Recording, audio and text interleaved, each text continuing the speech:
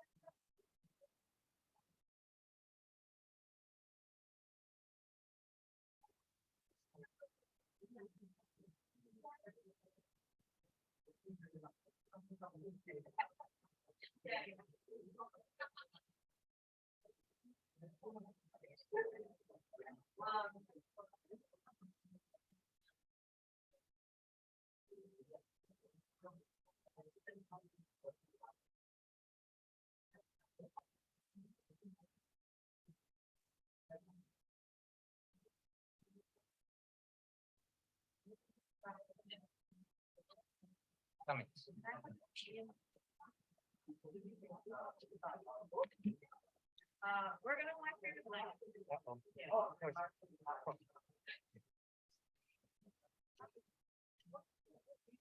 What am I doing with this?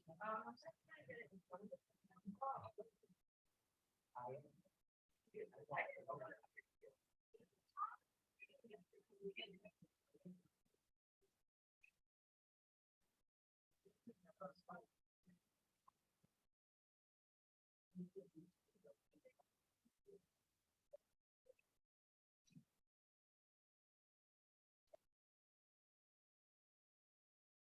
is.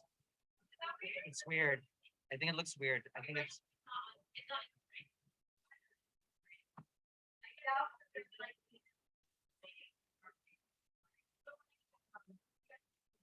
We don't need it.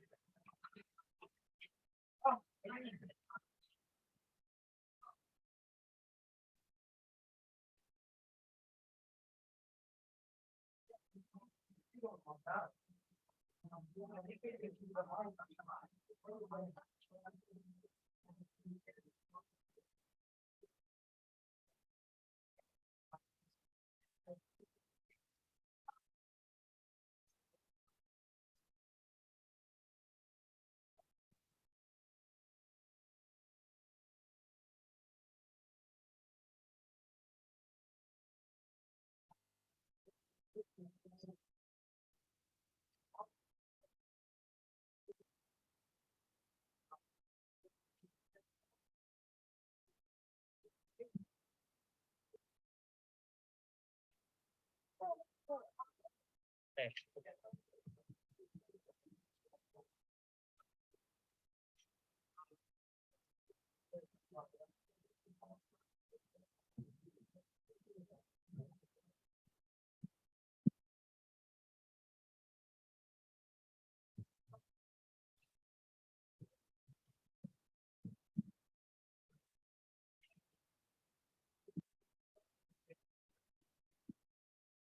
Excellent. Test. Sorry, Great. hanging off the edge. I'm Virginia. Hi there.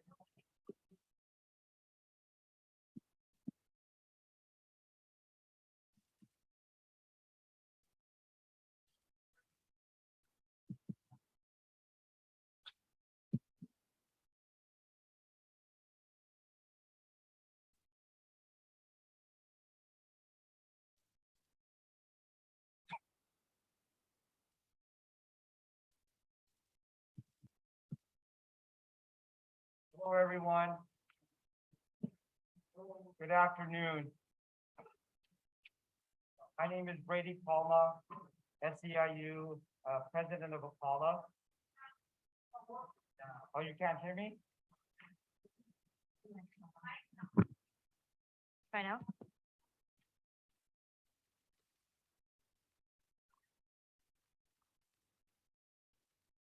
Good afternoon. Yeah. My name is Brady Palma, President of APALA, SEIU. Hi, everyone. My name is Alvina Ye. I use she, her pronouns. I'm the executive director of Apollo. And we had an entire speech ready for you all. But now that we look into the audience, we see such friendly faces from less than an hour ago from our board.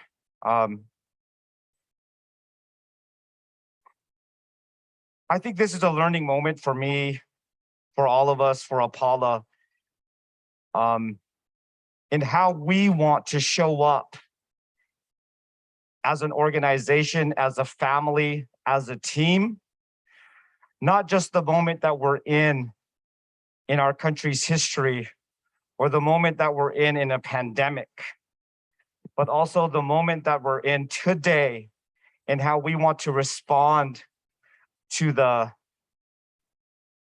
continued vicious oppression of women in our country and in the world. We shouldn't strive for perfection in these moments, but we should strive for perfect grace that we want to give each other, knowing that we all come from a place of unity, a place of love, and a place of support for each other. So I want to take the moment to introduce my sister, sibling, partner in crime, our executive director, Alvina Ye. who will share with you, maybe not now, that she and I all don't always get along or see eye to eye. But thanks, Parvesh. You're welcome. But what we do agree on and what we're committed to each other in doing is making sure that we create a space for our Apollo family to move forward stronger together. So it's my honor to introduce one of our strongest leaders in the labor movement in our API work, our Executive Director, Alvina Ye. Thank you, Brady. And thank you. Thank you everyone for joining us today for this really important event, especially where we all could be, marching on the steps of the Supreme Court right now, right?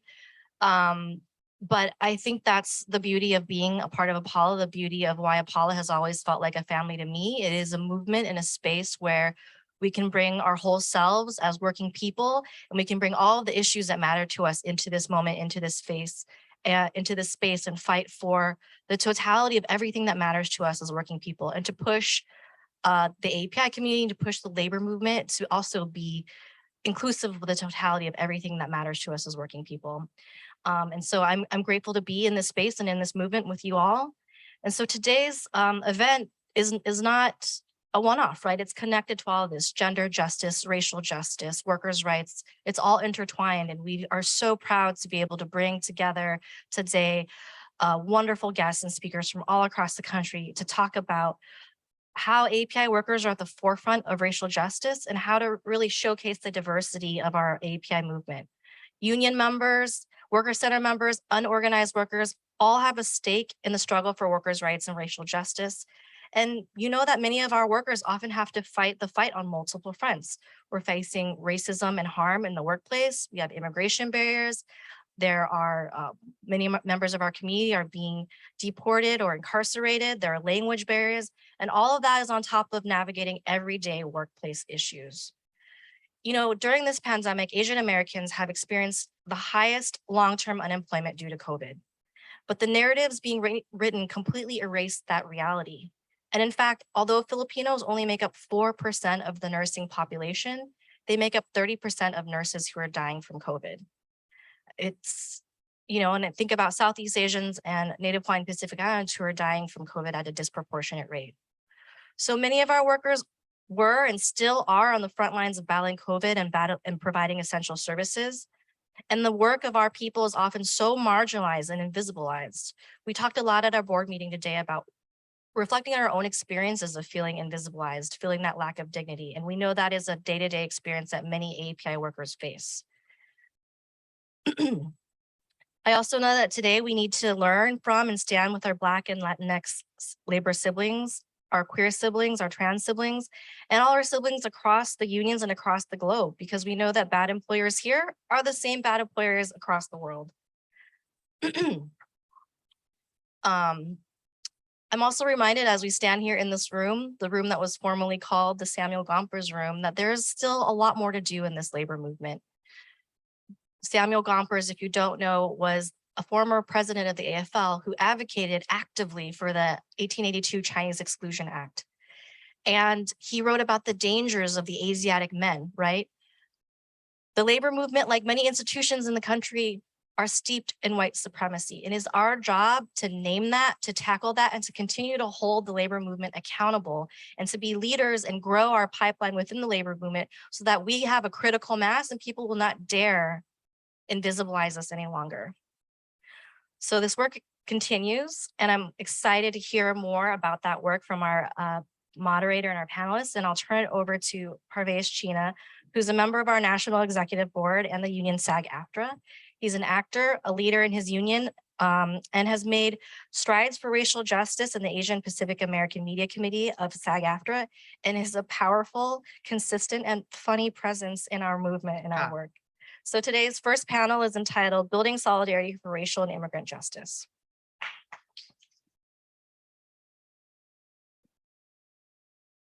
Thank you, Alvina. Thank you, Brady, for your leadership. It's been a day, and it has also been a movement. And I'm just really inspired and grateful to be here with family, friends, and guests. It's history. And I'm not going to be too funny today. I'm kidding. No, we have jokes galore. Our first panel, however, is about building solidarity. So you see me going back to the script now, because when you're on script, you don't joke. For racial and immigrant justice, over the past 2 years, I know it's so strange. I know it's so strange. I know it's so strange, but we have to just continue. You know, like people are still taking care of their children and going to school. So we're going to just continue with this day too. Our first panel today, I already said that, is about building solidarity for racial and immigrant justice. Over the past 2 years, we've experienced a mass increase in anti-Asian violence where our elders and we ourselves have been harassed, blamed for this pandemic and the weakened economy. The labor movement has not been immune to anti-Asian racism either. And thank you, Alvina, for mentioning the Gompers room. I am one of the dangerous Asiatic men that Gompers was worried about. And now we're here. So I just wanted to remind us all that we are here. As we haven't been immune to the anti-Asian racism, union leaders at the Delaware AFL-CIO and the Philadelphia SAG-AFTRA branch perpetuated racist stereotypes against Asians, accusing us of spreading COVID. Now, at APALA, we have continually urged our movements to take a strong stand against anti-Asian hate. We applauded the national AFL-CIO for calling on the Delaware State Fed president to step down and make way for anti-racist leadership, but there's still so much work to do. True solidarity looks like labor unions investing in our AAPI labor siblings as much as they do in non-labor groups. We have to hold leaders accountable when they use scapegoating rhetoric that puts our communities at risk of violence. Unions, all unions, should work with APALA to lift up Asian Americans and Pacific Islander history and ethnic studies in education. Unions have to fight the attacks on critical race theory and the attacks on public education in general, like underfunding, COVID safety, and gun violence. Now, today we are joined by esteemed panelists across labor and immigrant rights movements. I'm going to start with Virginia Rodino. Virginia is the coordinator of the Maryland APALA chapter, the executive director of the Coalition of Labor Union Women, a sister constituency group in the AFL-CIO, and the convener of United Against Hate.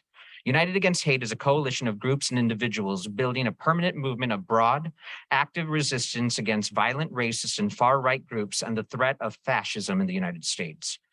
Virginia immigrated to the United States from South Korea through adoption when she was an infant.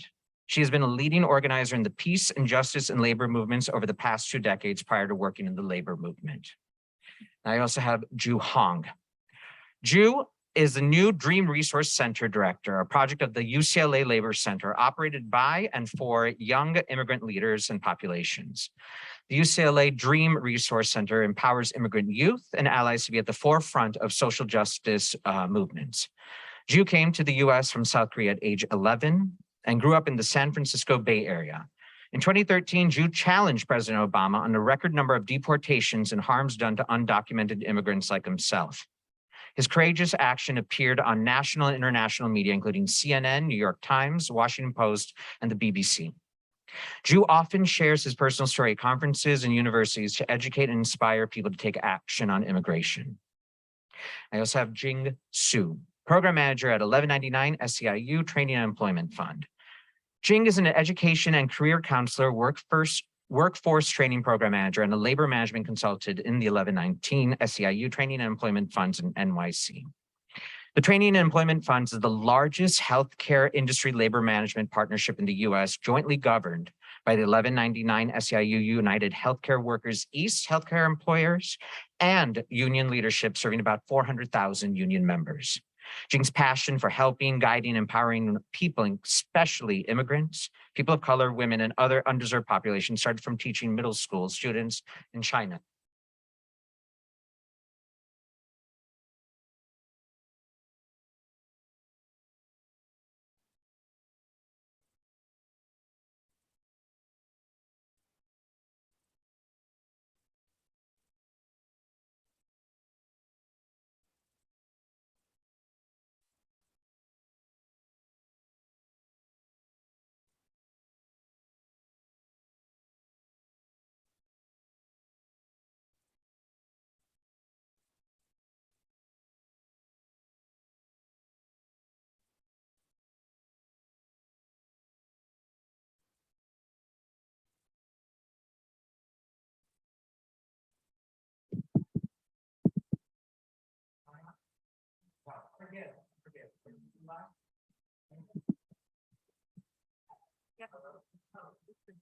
I'm just going to project. All right. But I won't have the live stream. May I? I'm sorry. Is this on? All right. We're doing musical microphones, everybody. Tessa, let me just continue. Where was I? Did you hear everything about Tessa? Anything? Did I go off in it? All right, please. I'm so sorry. Some experiences that moved Tessa into organizing work included the death of Emil Olsen in 2014 and the resurgence of white nationalism and anti.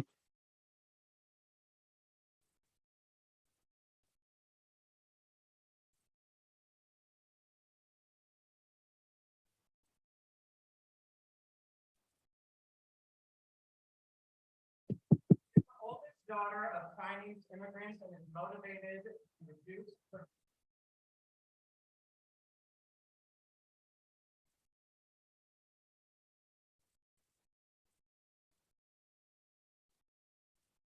After 2 years, we've seen an immense rise in anti-Asian hate and violence directed at our AAPI community.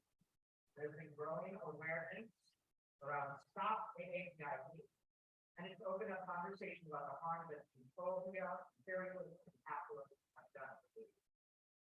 Now, Jing, do you have my microphone? No. So I think Paul knows that.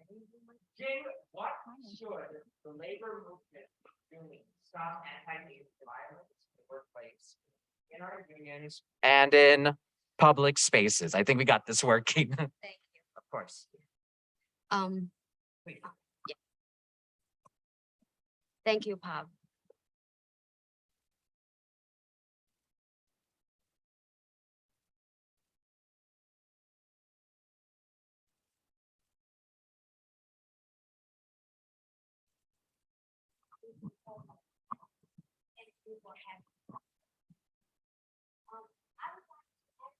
Action in two parts. First, I want to be talking about my personal immigration story. Then I will give specific recommendations. As Pop shared, my name is Jing Su, an immigrant from China. I have worked for the 1199 SEIU Training and Employment Fund for almost 20 years. I'm a single mother of a 12-year-old daughter.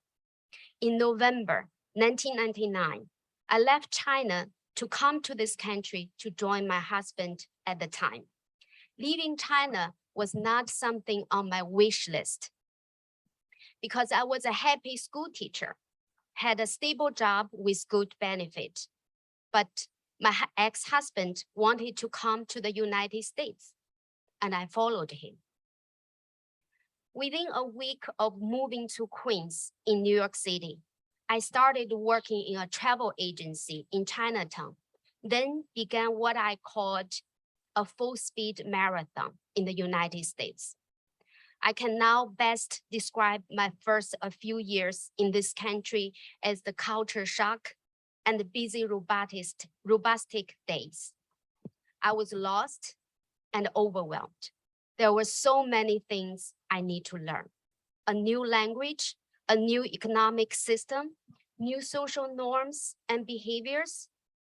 I went back to school to get a master's degree and find a better paid job to achieve my American dream.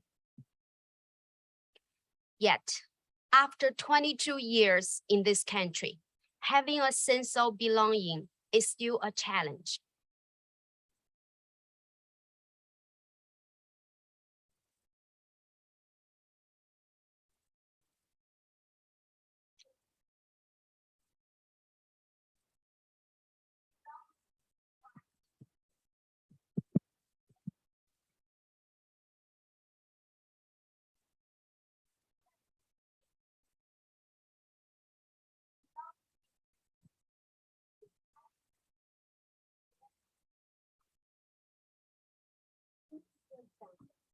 In 2014, my daughter and I visit family in China. My daughter proudly told everyone there that she was American. At the time, she has no question about her nationality. Recently, I asked her how she felt about being a Chinese American in this country. She said it to me. In America, people think I'm Chinese, but in China, people think I'm American. I don't know who I am now. She said this with deep frustration and fears because she's not clear where her home is. As a mother, it was heartbreaking to hear that. Like other immigrants, Asian Americans constantly hear racial slurs and are told, go back to where you came from. Then I wonder, where is my daughter supposed to go? She was born in the United States. She has lived here her whole life, and this is her motherland. I'm scared for my daughter. What would happen if she were a victim of verbal or physical assault because of her race? More importantly, what I can do to protect her, or what I should teach her so that she can protect herself. I made a life in this country and given my life to this country. I have earned 2 master's degrees over here. I support union and non-union healthcare workers of all races and all nationalities to better their life through training and education. I'm a Girl Scout patrol leader, a volunteer in my community. I'm a productive and responsible worker and a lawful citizen. I wonder, what else is expected of me? What would it take for this country to welcome and embrace my daughter and me? We can talk all day about what has caused anti-Asian hate, what has increased the violence against Asians, and the stereotypes and misconception of our culture. While that is important, also we need to focus on solution. So this is what I think that labor movement can do. First, the labor movement should play a leading role in promoting multiracial and multi-ethnicity solidarity in the workplace, in workers' organizations, and in our community. It is the only way that working people can build collective power. The labor movement must explicitly and constantly reject political narratives of hate that divide people.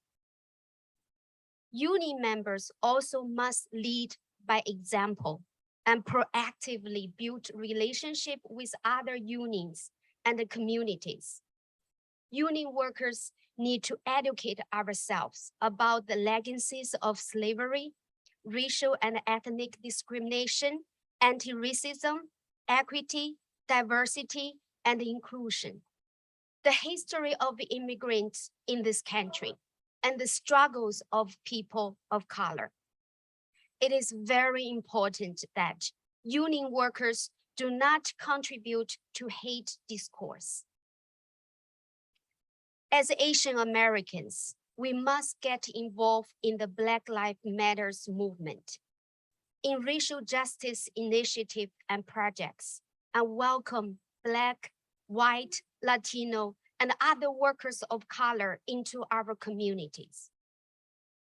We must make sure that all the work we do within unions and as unions, such as collective bargaining negotiation committees, delegate assemblies, chapter meetings, and political action events, among others, is done through active participation of diverse groups, through inclusion of views and perspectives, and with representation of all workers' sectors.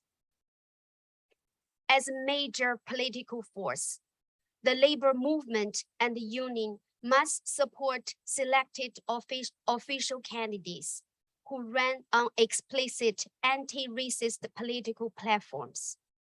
Much anti-Asian resentment is being fanned by conservative and far-right political and media personalities, and we need leaders in power to curb that rhetoric. Lastly, but very importantly, it should start with each of us. We all need to become activists. We all need to march, write letters to our elected officials, demand social justice, elect leaders who are as committed as we are to fight for a better life, a better society. That is also the reason I chose to be here to share my story and my thought today. And I don't like public speaking, especially in English. My thinking and speaking in English still couldn't go hands to hands. And that's sometimes I keep quiet.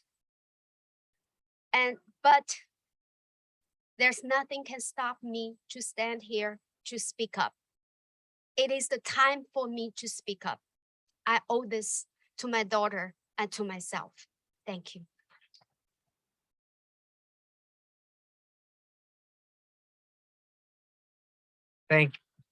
Thank you, Jing. That was very inspiring. And I apologize to everyone. I was in charge of the batteries for the microphone. So I forgot. I got them on Amazon. Now, another critical issue for AAPI workers is immigration. Traditionally, the issue of immigration is seen only as a Latinx issue, but 1 in 7 Asian immigrants is undocumented. There are about 2 million Asian undocumented immigrants that are living in this country. Immigration is as much of an AAPI worker issue as wages and benefits and contracts. In fact, APALA was founded in part out of a need for a more strongly challenge to the AFL-CIO on its anti-immigrant stances in the late 80s and 90s. Now, Ju, this question is for you. You have deep experience in the undocumented youth movement and work closely with Asian undocumented leaders in the country. With the increase of anti-Asian violence, can you please talk about the link between anti-immigrant sentiment and anti-Asian racism and the work of the immigrant youth movement? Good afternoon, everybody. Thanks for having me here. First, I want to recognize what happened today's Supreme Court decision. It is deeply disappointing, and I have to admit, feel tired and feeling jaded, and didn't want to kind of channel this energy, but just recognizing what happened today's decision, but also really honored to be here, staying with you all. And as an undocumented immigrant rights activist for the past 13 years, what I know that firmly could say that the work of immigrant rights movement and young people who organized and bottom-up approach always make changes. And so I'm hopeful that think of this as an opportunity for all of us to unite and stand together to fight for all aspect of issues that we're dealing with, not only nationally, but globally in this world. So growing up as an Asian undocumented immigrant in this country, I have experienced countless anti-Asian hate violence ranging from physical attacks to verbal harassment in schools and businesses and other public spaces. And during the peak of anti-Asian hate violence in early 2021, my mother was attacked by 3 suspects nearby Chinatown in Oakland, California. They kicked and pushed my mom to the ground, and they took my mom's phone, keys, and credit cards and fled the scene. And this terrible incident has caused long-lasting impacts on her mental health and well-being, and definitely impacted me and my older sister. who are also dealing with immigration status. Unfortunately, this type of violence is not a new phenomenon within the Asian American community. And from nationally publicized mass killings of Asian American women in Atlanta to the less visible incident in Philadelphia, where 4 local high school students were attacked in the subway based on their ethnicities. In fact, the organization Stop AAPI Hate reported there are more than 3,800 anti-Asian incidents in the first year of the COVID-19 pandemic. The rise of anti-Asian violence caused high level of anxiety and fear among Asian American workers and immigrants across the country. And some of the government's response has been increasing policing, but this is not a solution. And in fact, it will further harm the undocumented immigrant communities. When undocumented immigrants get attacked or abused, they will less likely to call the police, particularly in states where ICE and police share personal data information, because they are at risk of being detained and deported. We do not believe the solution is increased funding for police, just as we know that the answer to issues with immigration is not to increase funding for ICE. We need to build relationships and trust between our communities and work together toward justice for everyone. We also need to recognize that the US government is an agent of anti-Asian hate violence, and the anti-immigrant policies and anti-Asian violence will not end unless we address the root causes. And one of the root causes is the US government treating Asian Americans as perpetual foreigners. By denying our community members a pathway to citizenship and separating our families through deportations, while government says we belong here, their actions speak differently. In the absence of immigration reform, the immigrant youth movement stood up and organized for our communities. As you all may remember, in 2001, the Federal Dream Act, nearly 2 million immigrant youth was brought to this country as children, would allow them to apply for a pathway to citizenship, but it has been stalled over decades. The closest time we were able to pass the Federal Dream Act was in 2010, where Senate Democrats came up 5 votes short of the 60 votes needed to advance the House-passed bill, which would pathway to citizenship for undocumented youth, including myself. As a result of that, I'm still undocumented and still fighting for my rights and for other community members. And despite all these setbacks and disappointments, undocumented immigrant youth leaders continue to organize and mobilize and take action on immigration. They have marched on the streets, conducted civil disobedience actions, led hunger strikes to demand Congress and administration to end the stop deportations. And as a result of relentless campaigns and consistent actions, undocumented youth and allies have won major victories like DACA. And this year marks the 10th year anniversary of DACA. And in the past 10 years, DACA protected over 800,000 undocumented immigrant youth from deportation. And DACA recipients grew up in this country and went to schools and pursued their dreams and aspirations. And people that I know, they are now doctors, teachers, engineers, many of whom working in essential roles in helping families and communities respond to and recover from the public health and the economic recovery of COVID-19. And so there's no question that DACA provided opportunities, but also recognizing that it is a temporary solution. And we need a pathway to citizenship for 11 million undocumented immigrants in this country. And I believe that the passage of immigration reform is a small step forward in addressing not only anti-immigration sentiment in this country, but also addressing the anti-Asian hate violence that is happening all around this nation. Thank you, Jing. Now, I'm going to stick with you, Ju, because speaking of DACA, 50,000, nearly 50,000 DACA recipients have fallen through the cracks because of the administrative backlog under the Biden administration. Part of the reason for APALA's founding was to push the labor movement forward on supporting DACA and immigrant rights. Now, Ju, what is the responsibility of unions to support undocumented immigrant families and DACA recipients? Also further, what does the Biden administration need to do to advance immigration reform? Yeah, as a DACA recipient, I think DACA has really transformed my life. I think through DACA, I had the opportunity to use advanced parole to travel back to South Korea for the first time in over 13 years to reunite with my grandmother, and before she passed away, and I had the opportunity to work and earn stable income while getting very generous healthcare benefits. And so it has really not only provide economic stability, but also just the physical, mental, emotional well-being overall. And a lot of DACA recipients really reach educational and career goals and stay with our loved ones and supporting our communities.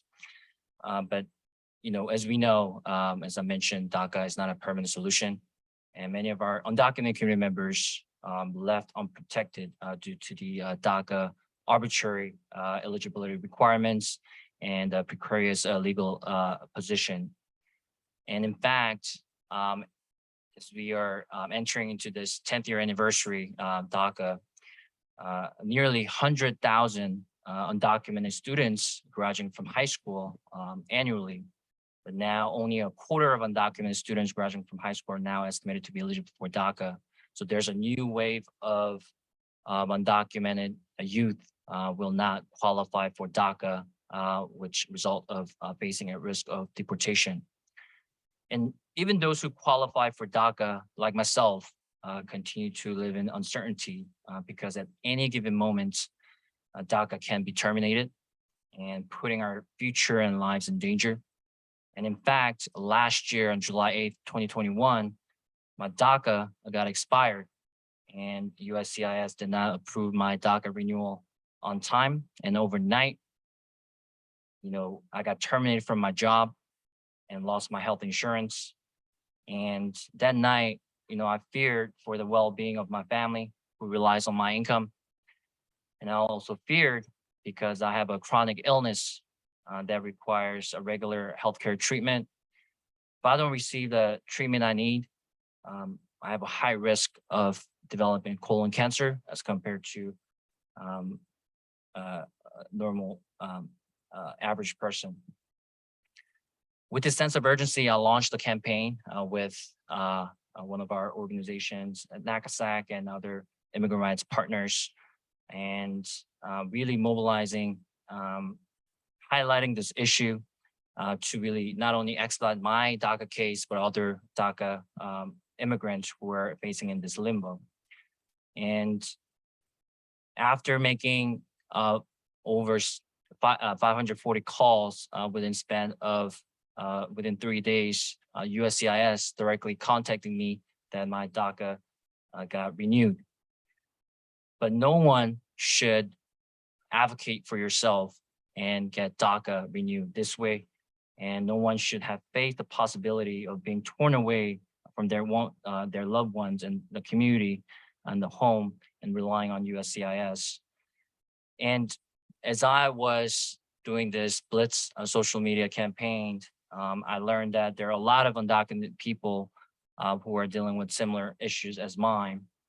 And as of March 31st, 2021, USCIS had a backlog of more than 55,000 pending first-time DACA applicants, in addition to over 44,000 renewal applicants. And as a result of this, national organizations has been calling to end the backlog and push for work authorization for all essential workers and automatic 100-day extension for DACA. And while this backlog is happening under the current administration, we are also dealing with another challenge with the litigation. As you may heard, the Texas versus US DACA case will now be heard in the Fifth Circuit Court of Appeals on July 6th. And DACA is under attack, and it is a very serious risk that the Texas District Court will fully strike down DACA in the coming months. And the future of the young people are deeply intertwined with the future of DACA policy, including their families and undocumented workers. And undocumented immigrants disproportionately work in essential sectors and earn lower total wages compared to the US born counterparts, while undocumented immigrants have a critical role in economic recovery.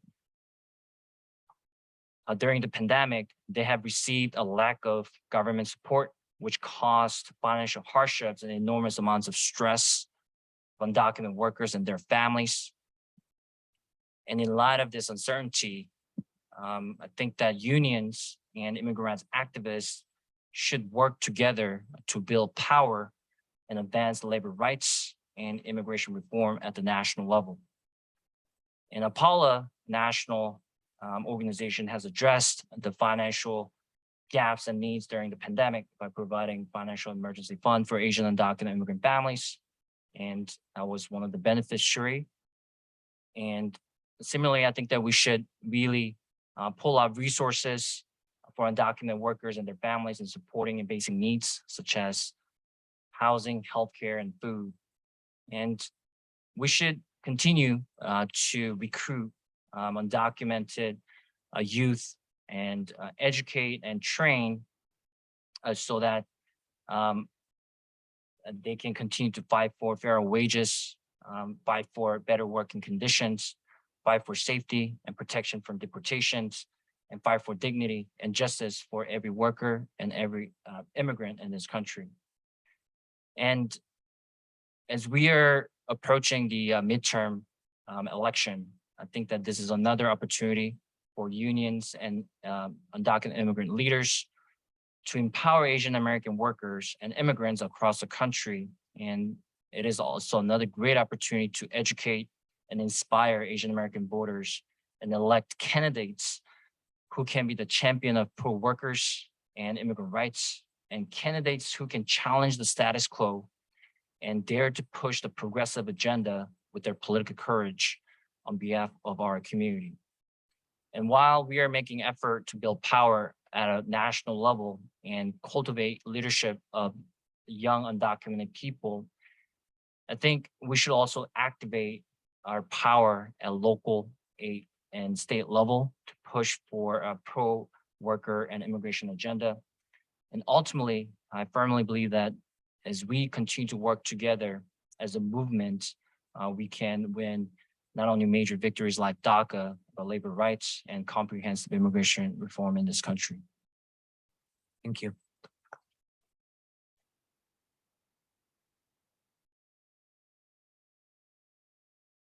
Another facet of racial justice is solidarity with all of our siblings of color. Jing, you mentioned this a little earlier about the Black Lives Matter uprisings in 2020 was a culmination of struggles caused by police brutality and a turning point in bringing so much new awareness to issues of systemic racism. Black Lives Matter paved the way for all people of color to be taken more seriously and finally heard on racism, including the Stop AAPI movement. Stop AAPI Hate movement, excuse. Virginia, this is for you. You helped found Labor United Against Hate, and you've led convenings of union members and global solidarity. I mean, look at your water bottle. Can you share more about that work, how AAPI has supported you, and where the labor movement needs to keep growing? Thank you, Parv. Of course. My fellow panelists here and AAPI for having me.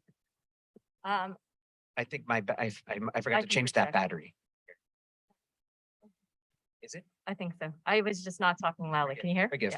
Yeah. So I'll start with how AAPI has supported the work that I do in other spaces. I think that AAPI has always had very sharp, very concise politics that are rooted in understanding the central roles that systems such as imperialism, colonialism, and capitalism have in the oppression of working people's lives. AAPI has not shied away from that reality, and it empowers activists like myself to maintain that lens in my organizing and strategizing. It's with these politics that we can fully recognize and call out racism. For example, the racism embedded in police brutality.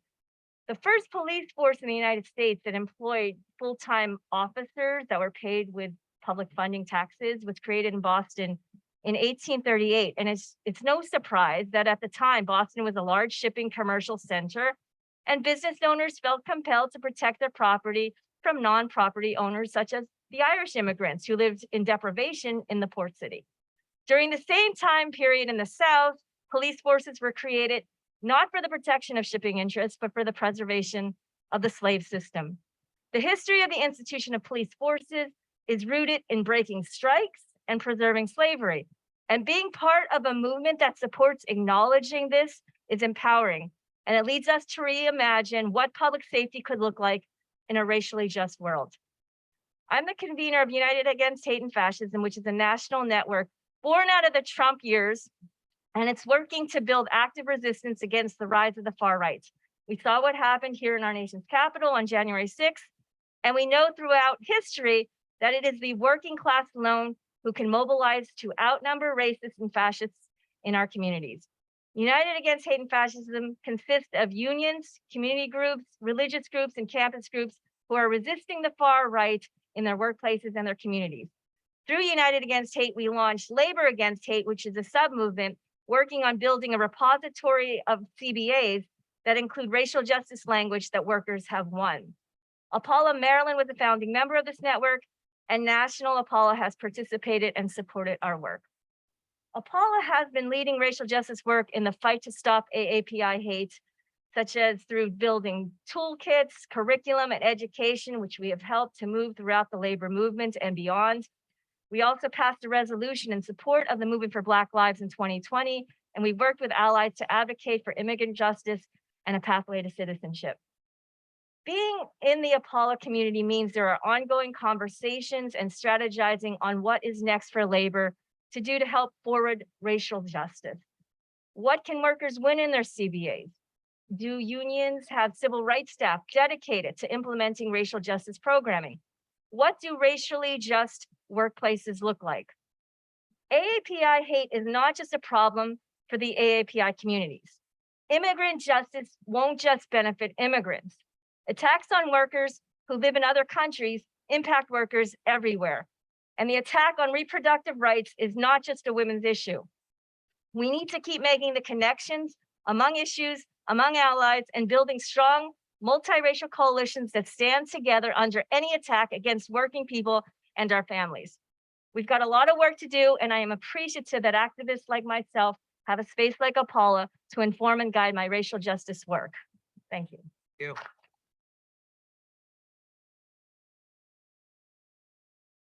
Folks, shifting a little.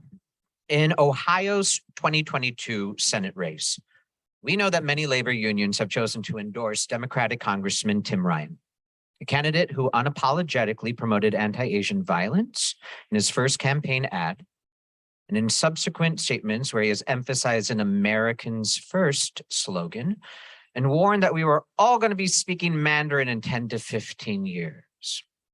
Tessa, this is for you. What role should unions and the labor movement play in building global worker solidarity and combating, not perpetuating, anti-Asian stereotypes? And what is the labor movement's stake in this issue?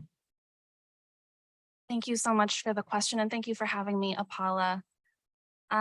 So this is, we're celebrating the 30th anniversary of Apala, and it's also the 40th anniversary this week of the murder of Vincent Chin. Vincent Chin was a Chinese-American draftsman and restaurant worker in Detroit who was brutally beaten and murdered by two white auto workers who had blamed him for losing their jobs in the auto industry. And many people still don't know about Vincent's story, but those of us who do should know that these men didn't just wake up deciding that they were going to hate people who looked like me. Right? They were taught to hate people who look like me by political and media narratives that scapegoated the Japanese auto industry for all of our economic problems. And the people who spread these narratives back in the 1980s were really shifting the focus away from policymakers who were slowly, quietly working to strip away workers' rights and consolidate corporate power in our democracy. So this is one part of the history that is being repeated today by candidates who are pushing those easy scapegoating narratives about China being the cause of all of our problems. And workers have a lot at stake. We have a lot to lose when we allow those narratives to be uplifted by political campaigns, particularly those campaigns that claim to be pro-worker. I want to mention a scandal that happened and rocked the state of Ohio where I live back in 2019. It was the HB6 scandal where a dark money campaign sent mailers to almost every household across the state with a picture of the Chinese flag on it and false claims that the Chinese government was stealing our energy grid. This campaign worked and the nuclear bailout was passed. And as a result, working families across Ohio were forced to pay for a $1 billion nuclear bailout. And since then, parts of that law have been repealed. People have been arrested by the FBI, but the impact of that campaign still stands. And it's important to note that this campaign was supported by some organized labor. While the impact was working families across the state losing money, being forced to pay higher energy bills. It's also worth noting that Asian immigrants were, originally enticed to come to the US as cheap labor nearly 2 centuries ago. So there has been this historic tension between organized labor and immigrant communities. But there's a better way with solidarity rather than division. So I want to share a quote from an Asian American Starbucks worker in the Cleveland area named Lisa Tang. Her Starbucks location in the University Circle area is currently waiting to vote on unionizing.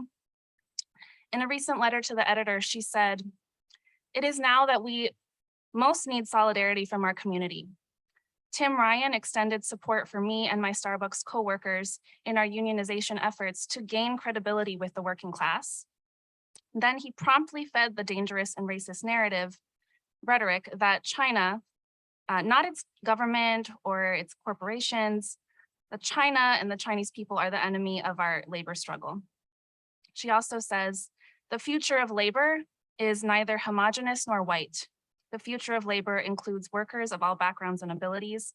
It is organized and it is international." So when Tim Ryan yells the word China over and over again in his 1-minute TV ad and says Americans first, he's drawing from a really well-established narrative that has defined who gets to claim American identity.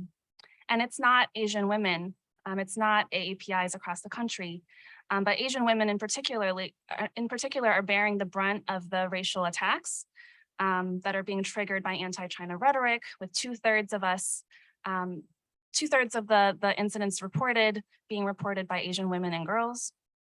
And he's basically saying that we don't share a stake with the average Chinese worker, right? He's pitting workers in Ohio against workers across the globe.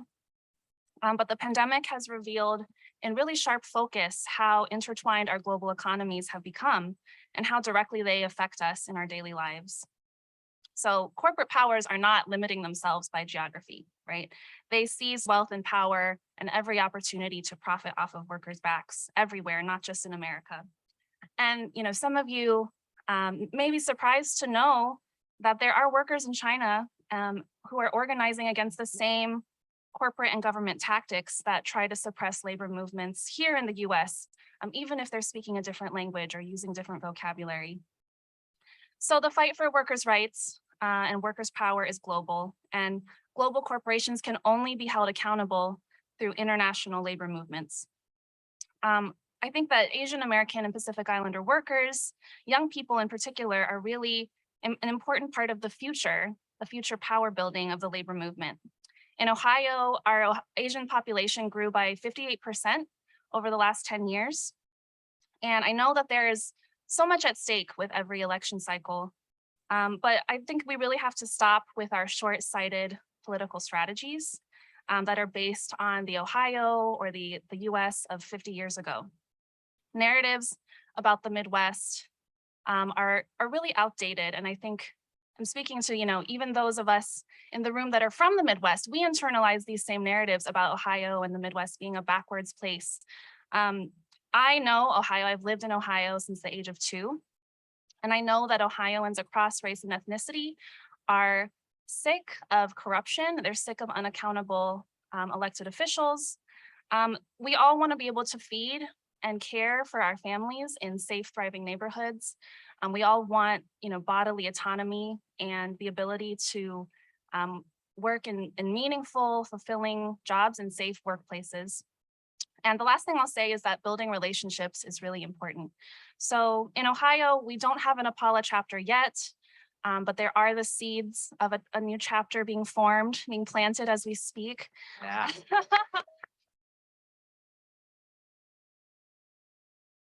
But when Tim Ryan's ad first came out, I took it as an opportunity to reach out on behalf of Asian American Midwest Progressives, Ohio, just to begin talking and to begin building that bridge. I think that labor unions can really lean into that relationship building with AAPI and with other community organizations, wherever you are in the country. And you can also play a really important role of putting pressure on candidates, particularly Democratic candidates, to shift their messaging strategy away from nationalism and cheap Trump talking points, and shift towards messaging that is more politically strategic, that really talks about specific pro-worker solutions, grows the voter base, and is also reducing the harm that's caused to AAPI communities, other communities of color. And I know our unions need this support from other groups as well. So I'm really encouraged by this discussion, and I think we have to build a solidarity that is deep, lasting, and non-transactional, because that's how we can build the power that we need to transform oppressive systems. Thank you.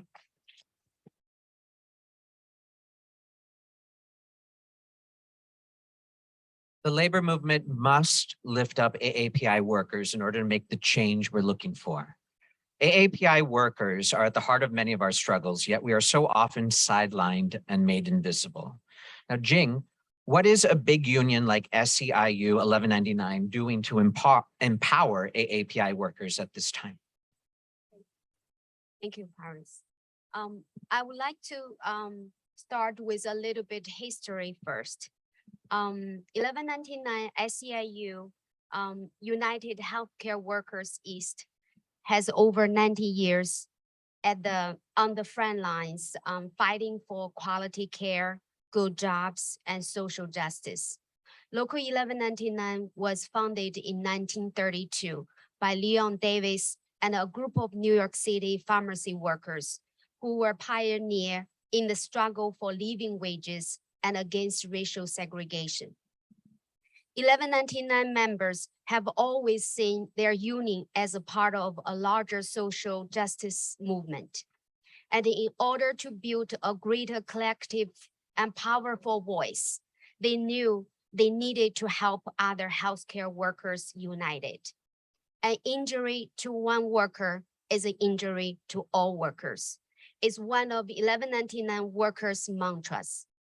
In 1998, Local 1199 merged with SEIU to become 1199 SEIU United Healthcare Workers East. Over the next decades, some 20 others small SEIU healthcare workers locals were merged with 1199 SEIU, growing the union far beyond the New York metropolitan area into upstate New York, Massachusetts, New Jersey, Maryland, Washington, D.C., and Florida. Today, with over 450,000 members, 1199 SEIU United Healthcare Worker East is the largest healthcare union in the nation and continue to grow in strength and numbers. 1199 SEIU has been the biggest supporter for the Asian American Pacific Islander community. This union has given AAPI members a forum to make our voice heard, a place where to raise our concerns about the growing racist violence against Asians, become reliable resource of support and solidarity. 1199 SEIU offer education forums, hosted town hall meetings, make it possible for people like me to share my story as a Chinese immigrant, as a mother of Chinese American daughter, and the contribution we have made and will continue to make to the social culture fabric of this country.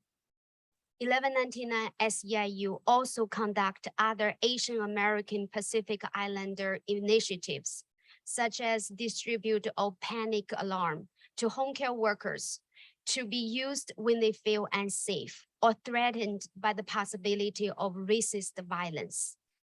They also offered bystander intervention training to make others aware of violence against Asian and how to intervene to protect violence victims. In addition, every May, the union hosts the Asian Heritage Celebration, where AAPI contributions to our community were highlighted, recognized, and celebrated. This celebration is also an opportunity to encourage non-AAPI members to join in solidarity and support the AAPI caucus, engage in the struggle against anti-Asian racism, and contribute to nurturing an environment of diversity, equity, and inclusion. Most recently, the celebration has allotted time to learn more about the history of Asian American and Pacific Islander people, their immigration stories, their contributions to science, medicine, art, philosophy, technology, and social justice. In addition, there has been a recognition that Asian American Pacific Islander people's history has been excluded from school textbook. There is concerted effort now, also supported by 1199, to demand that public school education include AAPI's history in the American history. Thank you.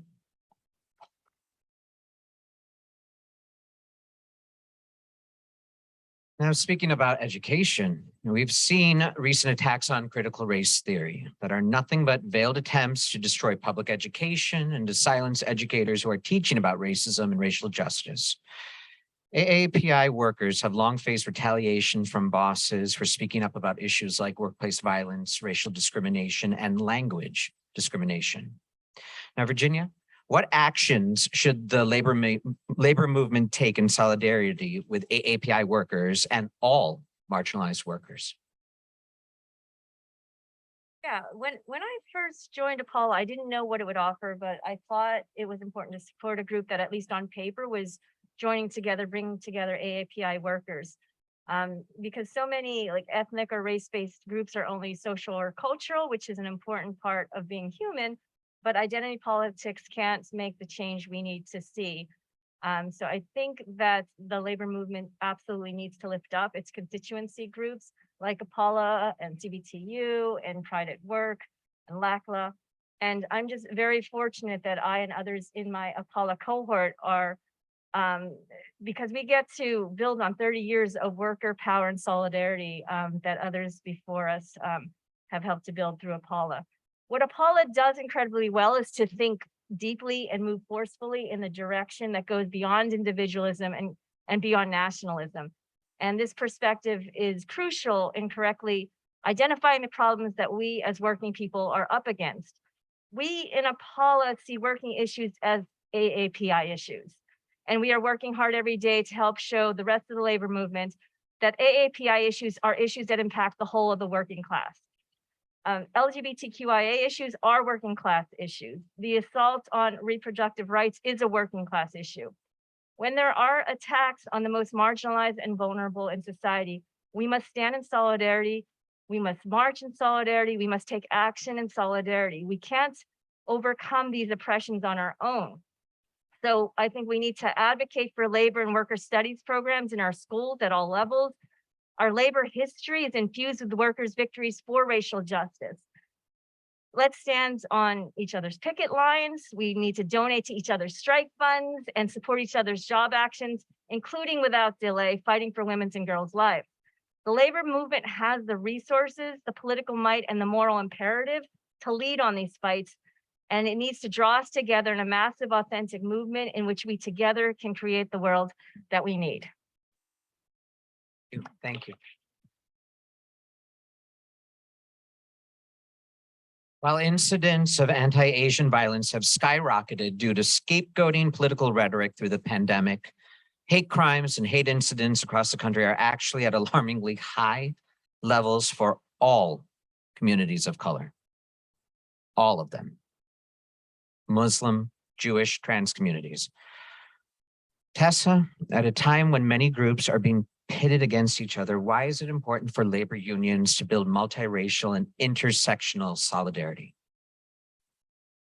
You're absolutely correct. And I just want to share, a recent study, a survey of over 16,000 adults conducted by AAPI data showed that all communities of color had experienced very similar levels of hate crimes or hate incidents, kind of ranging between 13 to 19% for different racial groups. And these incidents are, obviously happening all over the country. They're happening in my state.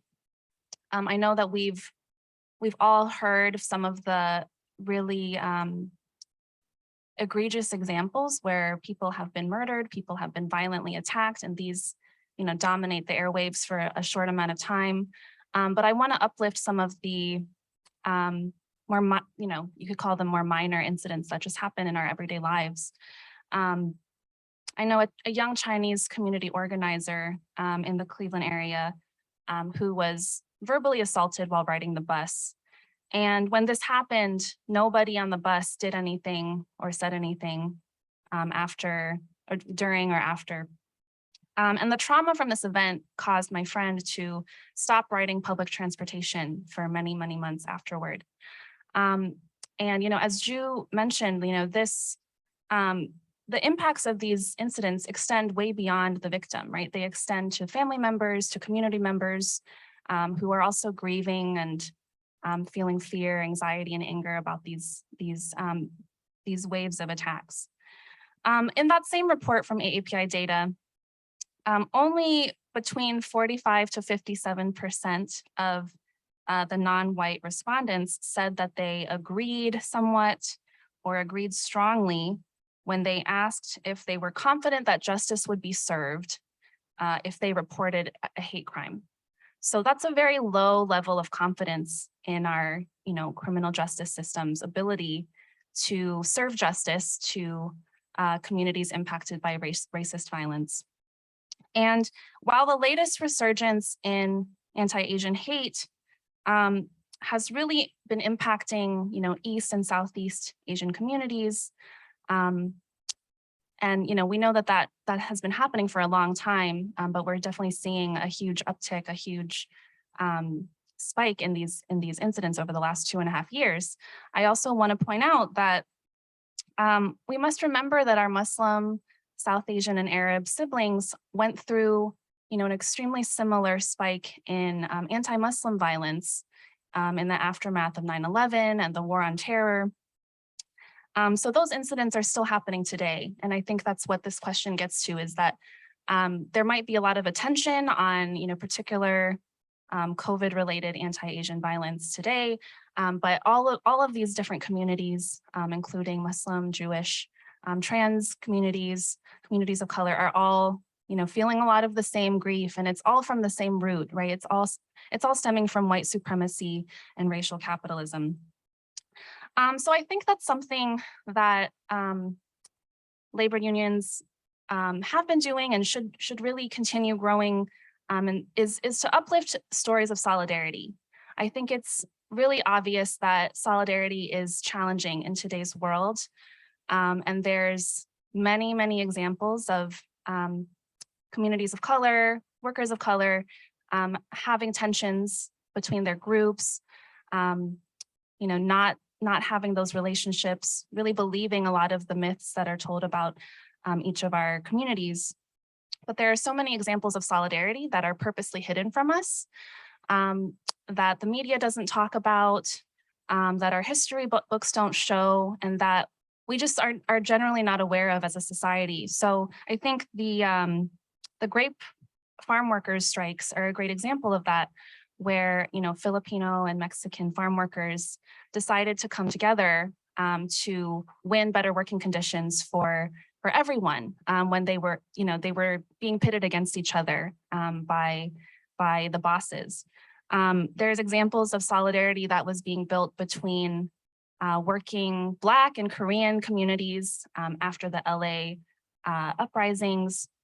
And you don't hear about those stories, right? You only hear about the moments of division, as well as the millions of small acts of solidarity that happen every day that just don't get the attention that they deserve. So again, it's all intentional, right? And I think particularly between white working class people and communities of color, BIPOC communities, there's a couple of examples of just really purposeful wedging between these different groups. So I was surprised to learn that the Jim Crow laws were actually a direct reaction to the short-lived political alliance between Black and white working communities during the Reformation period. Working class white communities and formerly enslaved people were starting to organize together, and the Jim Crow laws were really an intentional way of encouraging whites to see people of color as outcasts and pariahs. And obviously that was, an effective strategy. Also, Dr. Martin Luther King was assassinated, right around the moment where he was starting to organize the Poor People's Campaign. That's a current movement that's being led by Reverend William Barber. And they had a march in DC just last weekend with tens of thousands of people. And I'm glad that you asked about intersectionality, and I think Virginia's comments really touched on this as well. Intersectionality is about the ways that different types of oppressive systems really intersect and come together in unique ways. So it's important for our labor movements and our racial justice movements to really think about how gender, sexuality, ability, immigration status, all of these different types of oppression based on our lived experiences will impact communities in different ways, and it's not homogenous. The Atlanta shooting was a very gendered racial attack that was, based on centuries of immigration policies and our military policies that depicted Asian women in very dehumanizing ways. And the attacks on trans youth, the devastating decision around Roe versus Wade today, these are really issues for the labor movement to grapple with and to engage in these interconnected struggles. And again, I share Drew's sentiment that it's just really a hard day, right? It's very disorienting to be in here on a panel hours after the decision dropped. But it's 30 years of AAPI, and I think we've built so much together, and we're going to continue the fight. We need each other, and thank you for having me. Thank you.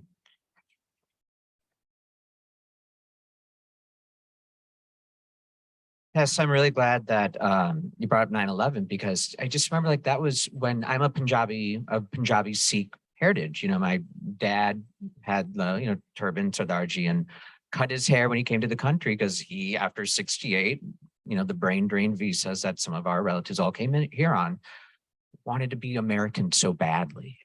I don't know a lot of Hindi or Punjabi because we, born in 79, we're like American, American, American. And then Madonna comes out with Ray of Light, and all of a sudden, people are asking me, do you know Mendy? I'm like, yes, I know what Mendy is. but like it shifts, and I felt alone at 9/11. I was also disappointed by Sikh leaders who were doing this. We're not like the Muslims. We're different. Our beards are and our turbans are different. And I remember thinking, like, can we not do that? Do we have to other them to make like my mom, because it's just that self-preservation. We see it happening in India right now. If you want any warning of what a second term of a dictator, wannabe dictator is, look at Modi in India, kicking Muslims out. It's the biggest Muslim population outside of Indonesia. So it's fascinating. And so the silver line, why I'm bringing this up is because now silver linings from the trauma, turmoil of these years is that solidarity together. After George Floyd, did we not all have those hard conversations with our parents, especially the AAPI community, like, Mom, why we got a 30-year mortgage in the 80s is because we're on the backs of the Latino, Latinx community, Black community. And that awareness has come full circle. So that I'm very grateful for that. So, because we know that one attack on any minority, we're the majority when you put us all together. So thank you for letting me pontificate for 1 second. And we only have a few minutes. So I did want to open it up to any questions. Please, this is time, this is a space, it's safe, we're here. Comments, questions, anything, even from the panel too, please. I know you guys have all, thank you for your wonderful statements as well, but we just do have a few minutes before the next panel, so this is your time.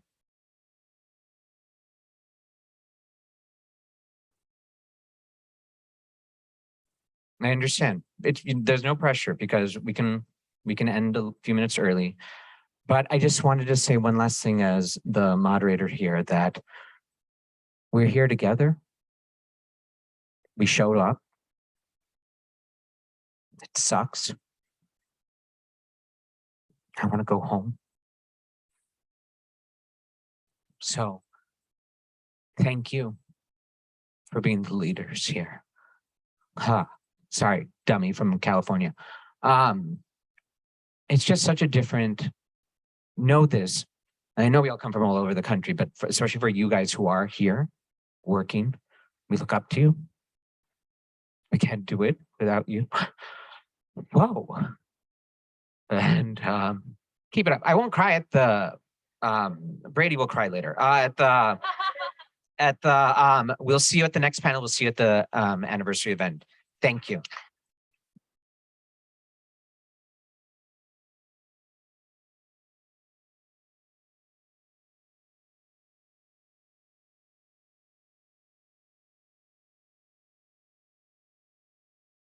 Thank you all. Thank you all so much. We did end a little bit early, so let's take a 5-minute break and then we'll reconvene for our next panel. Of course. Photo? Yeah.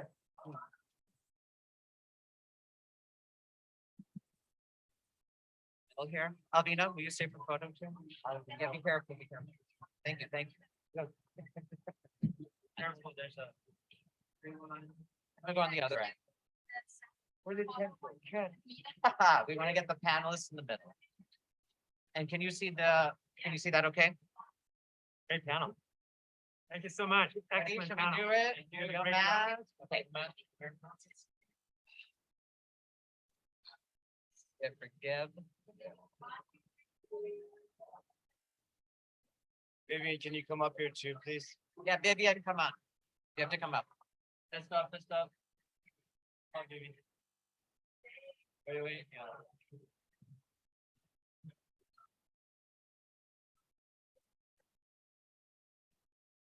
Yeah. Thank you. Thank you. Thank you, folks. One more. Tag us. Great job. Tag us. Yeah. Oh, yeah. Thank Great. you. I've learned so much. from you We have today. that chance to I know. have Thank you. you. Thank you, James. Great job. Great. Thank you so much. Thank you. You You did a did. great I job. Had about 2 minutes. Yeah.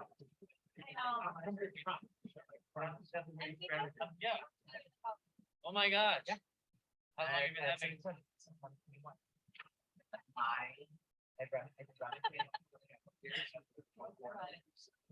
No, but it's a fun problem. It's still I think that that's the way to win that. Yeah, I almost said like. It's horrible. The Nobel Elliott guy, who's just like.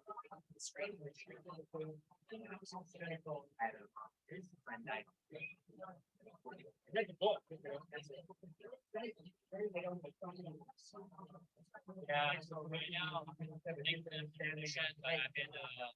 information That might work. first met that was 2017, so I was playing until 2019. And But it's. there's a lot of things also. I don't think it's still learning. It's abolished there for like. And then when married to women, they know. Yeah, and That doesn't. That doesn't mean anything. All right.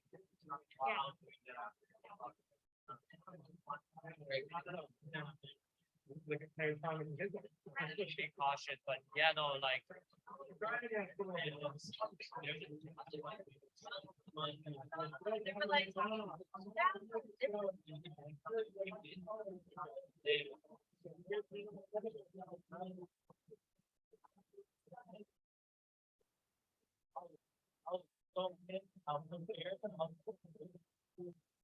Thankfully, We yeah, I experience. Oh, yeah.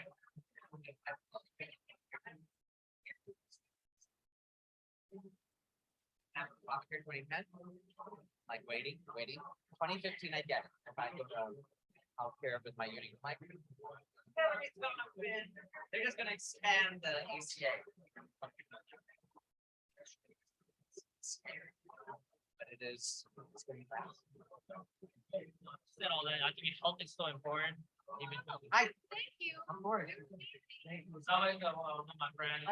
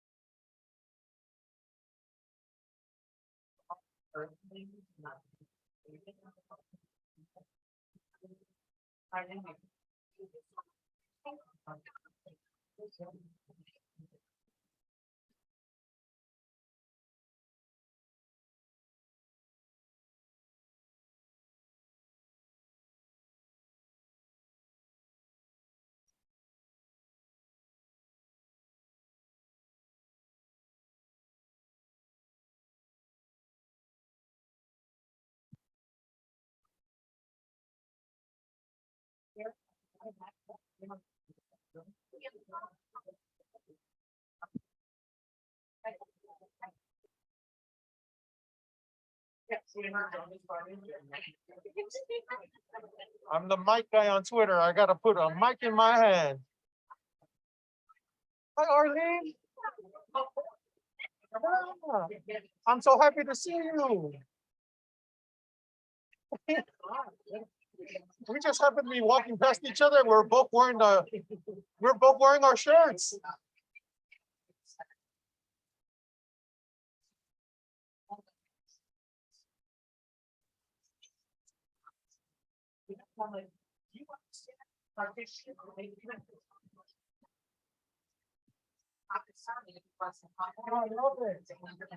Can I get another one with the mic? Yeah. Thank you.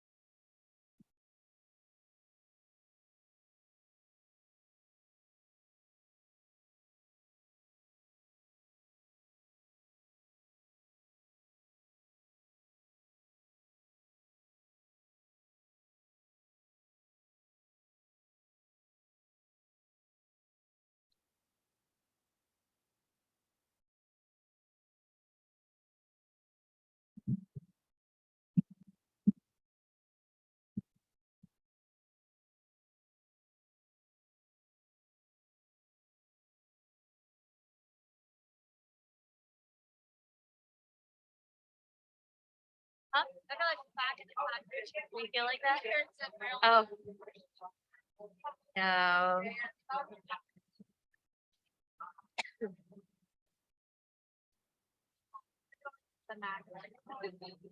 Oh, can you send me the picture, please?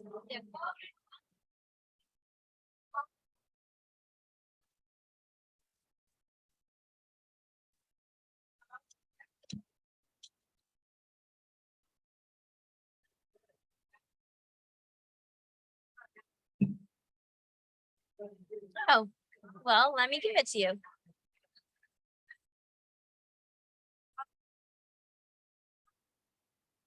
Six on 7-947-0759. That's my personal cell phone. Okay. So that's the one, don't give to anybody. If someone needs to meet me for work, I can give you another run number. My mom, you can be fine. What?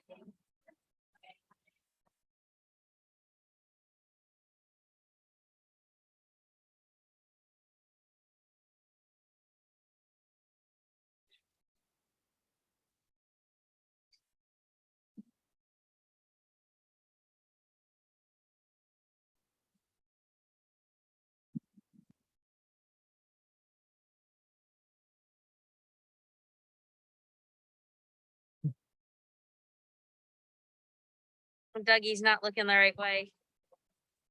That's okay. And then way too intriguing. Gonna say a few words and introduce you. Is that okay, Jessica? Okay. Of course. Can everybody please take your seats? We're gonna get started with the second panel. Please join us, take your seats, and we're gonna get started with the second panel. Not working. Test. Is this working now? Yes. Great. So please join us, take your seats, and we'll get started in just a minute with the second panel this afternoon.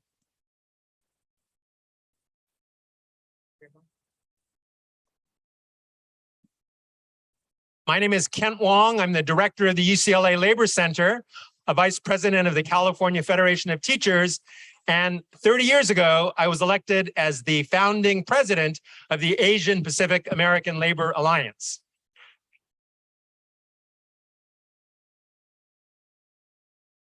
I remember over 30 years ago, we assembled the very first group of Asian American labor activists from throughout the country. And we began meeting here at the National AFL-CIO headquarters to plan for our founding convention back on May 1st, 1992. And as we gathered in this hollowed space, the reality was that many of us had never even been to the AFL-CIO headquarters before. And we were lost, and we were wandering around the halls looking for the room that we had been assigned. And people, as they poked their head out of the doors, said, "What country are they from?" Because the assumption was if you had a sizable group of Asians wandering around the AFL-CIO, they must be a visiting labor delegation from Korea or from Japan or from other parts of the Pacific Asia region. And so when we said, "Oh, actually, we're Asian American union activists," they said, "Oh," acting surprised. And so they assigned us to meet at the Samuel Gompers room.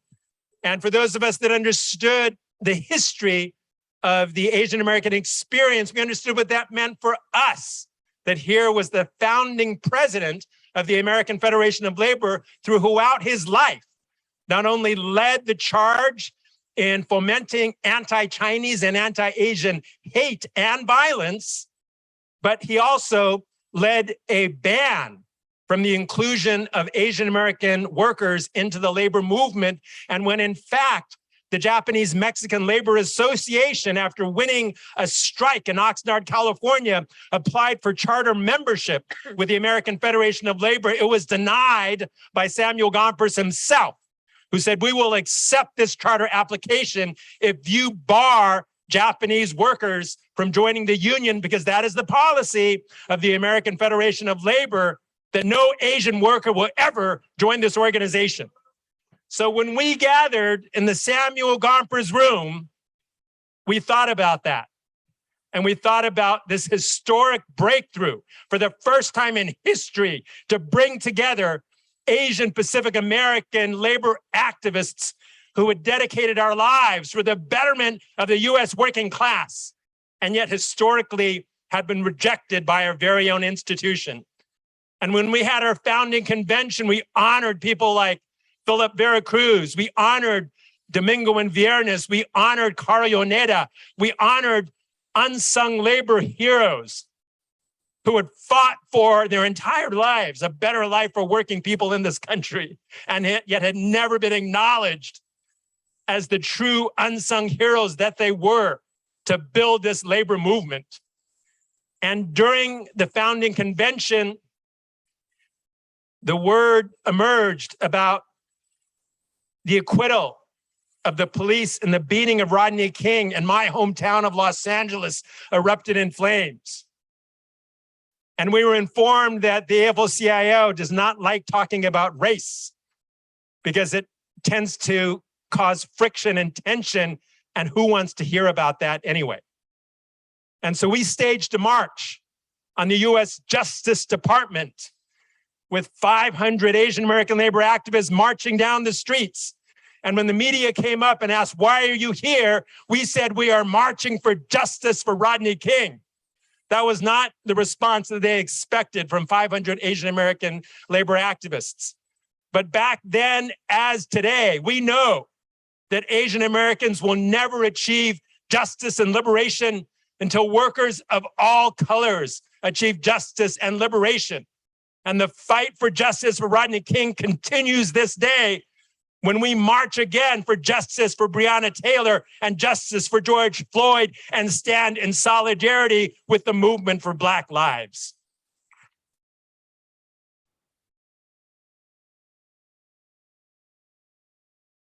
We have come a long way in 30 years. We have recruited and trained a new generation of Asian American union organizers. There are more API union staff and API union leaders than ever before in the history of the US labor movement.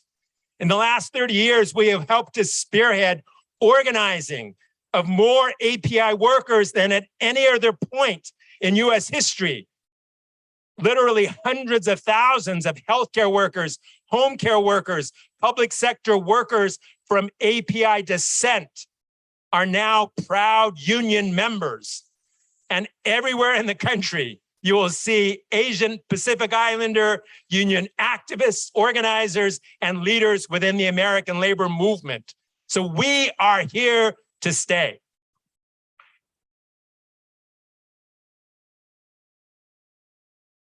And as we look forward, we know that we have many challenges. 30 years ago, we fought for racial justice and against the acquittal in the case of Rodney King.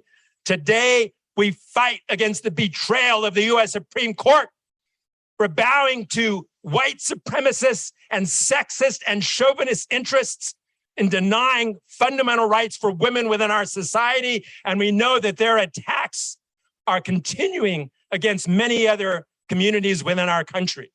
This is only the beginning. So let us be clear that we must push the US labor movement to stand with reproductive rights. It is not a fight you can stand by the sidelines. We must step up advocacy and organizing to mobilize like never before, to fight for and to defend reproductive rights, and to make sure that those who are upholding policies of chauvinism and sexism are thrown out of office in November of this year.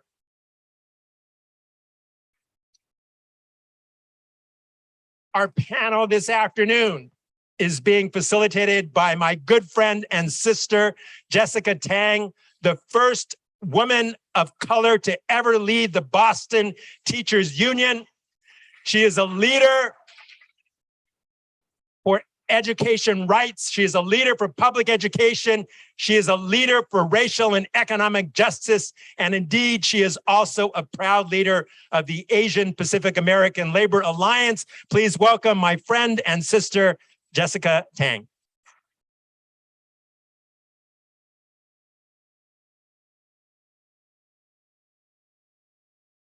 I hate speaking after Kent because every time he speaks, he just drops so much knowledge all at once. And then you're sitting there kind of just processing it all. But thank you, Brother Kent. I always think about the first time I heard you speak when I was a rank and file teacher and just how inspired I was by you and continue to be. And you're truly a gift to us and an incredible trailblazer. So today's second panel is about electoral politics. And I think today, perhaps more so than only any other days, we know why elections matter so much.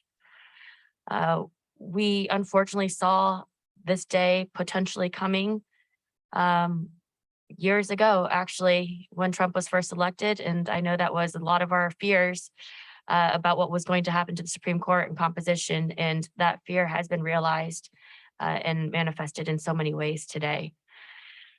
However, the good news is that we can reverse that. And reversing that requires electoral power, organizing and mobilizing. And so that's what we're going to talk about today. So just for context and background, AAPI voters are a critical voting bloc. 4 million AAPI voters cast a ballot in the 2020 presidential election, and we were integral to flipping the Senate in Georgia and Arizona. AAPIs are also the fastest growing racial group. And not only are we growing in size, but AAPI voters also had the largest political shift to the left of any racial group in the last 4 years. In the last election cycle, Asian American voter turnout increased by a whopping 11 percentage points, and Pacific Islander turnout increased by 16 percentage points. Our community has been called the margin of victory in many elections, but the truth is that we're so much more than that. AAPIs are the key to victory, a must-have if unions and those who care about workers' rights are truly dedicated to winning a progressive future. And after 2 national election cycles in which AAPIs played a major role in turnout organizing, we're at a critical moment when unions must support AAPI organizing to capture this momentum. Unfortunately, we know that all too often AAPI groups are often overlooked and dismissed because we are seen as too few or too small. And there's a lack of investment in AAPI organizing, whether it be in elections or the labor movement. And that has left our communities at a disadvantage. So at Paula, we could try to bridge that gap. Our field program that texted 1.3 million voters in 2020 will knock on thousands of doors this fall. But it's not enough for us to keep pushing with little support from our union siblings. And that won't happen with all of us, without all of us getting involved. So we need to hold the House and Senate in 2022, and that's going to require major investments in all of the voters that we need to win. And the isolation and underfunding of AAPI voters, exacerbated by right-wing disinformation, has cultivated a backlash towards progressive issues. And to stem the tide, to mobilize, organize newly informed voters activated by anti-Asian hate and crushing capitalism, we must strengthen AAPI civic engagement and organizing. So the good news, again, is that we are growing, our strength is growing, our electoral power is growing, and 90% of Asian American voters support workers' rights, safety on the job, and protection against discrimination. And there are so many members of our AAPI community whom we can activate and welcome into the labor movement. But we have to make that the right choice. So unions, CLC, state federations must invest in AAPI voters through groups like APALA, because we can't win workers' rights and progressive causes without investing in AAPIs too. So today, I am just really honored to moderate this panel with 3 incredible leaders. Tevita, I'm going to say your last name wrong. Uhatafe. Uhatafe, thank you. Who's the first VP of the Tarrant County Central Labor Council and member of the APALA National Executive Board. He lives in Fort Worth, Texas, and is proud Tongan American. We have Sabrina Liu. Sabrina is an immigrant from Taiwan. She's the president of APALA's Pittsburgh chapter. She also represents the USW on APALA's National Executive Board. And Sabrina led Apollo Pittsburgh's 2020 civic engagement program that mobilized more than 65 volunteers who sent roughly 700,000 text messages. And last but not least, we are extremely honored and want to congratulate the historic election of AFL-CIO Secretary Treasurer Fred Redmond. And there's so much to say, but Fred got his start in the labor movement at an aluminum mill in Chicago and became an active member of the United Steelworkers. He rose through the ranks and served through 3 terms as president of his local before joining the international union staff in the late 90s. And in 2006, Fred was elected as International Vice President for Human Affairs, where he oversaw the union's Civil and Human Rights Department and worked to combat attacks on economic inequality. In 2008, he was elected to serve on the AFL-CIO Executive Council, a position he held until August of 2021, when he was elected AFL-CIO Secretary Treasurer and became the first African-American to hold this office in the history of the Federation. Fred has spent his entire life fighting for racial and economic justice in the workplace and throughout our communities in the United States and around the world. And there's a lot more to say. But I think to sum it up, we are lucky to have you here. We are lucky to have you as a leader in the labor movement. I think a lot of us feel that this is a new day for labor, and that's because of your leadership and Liz Schuler too. So can we please give him a warm welcome?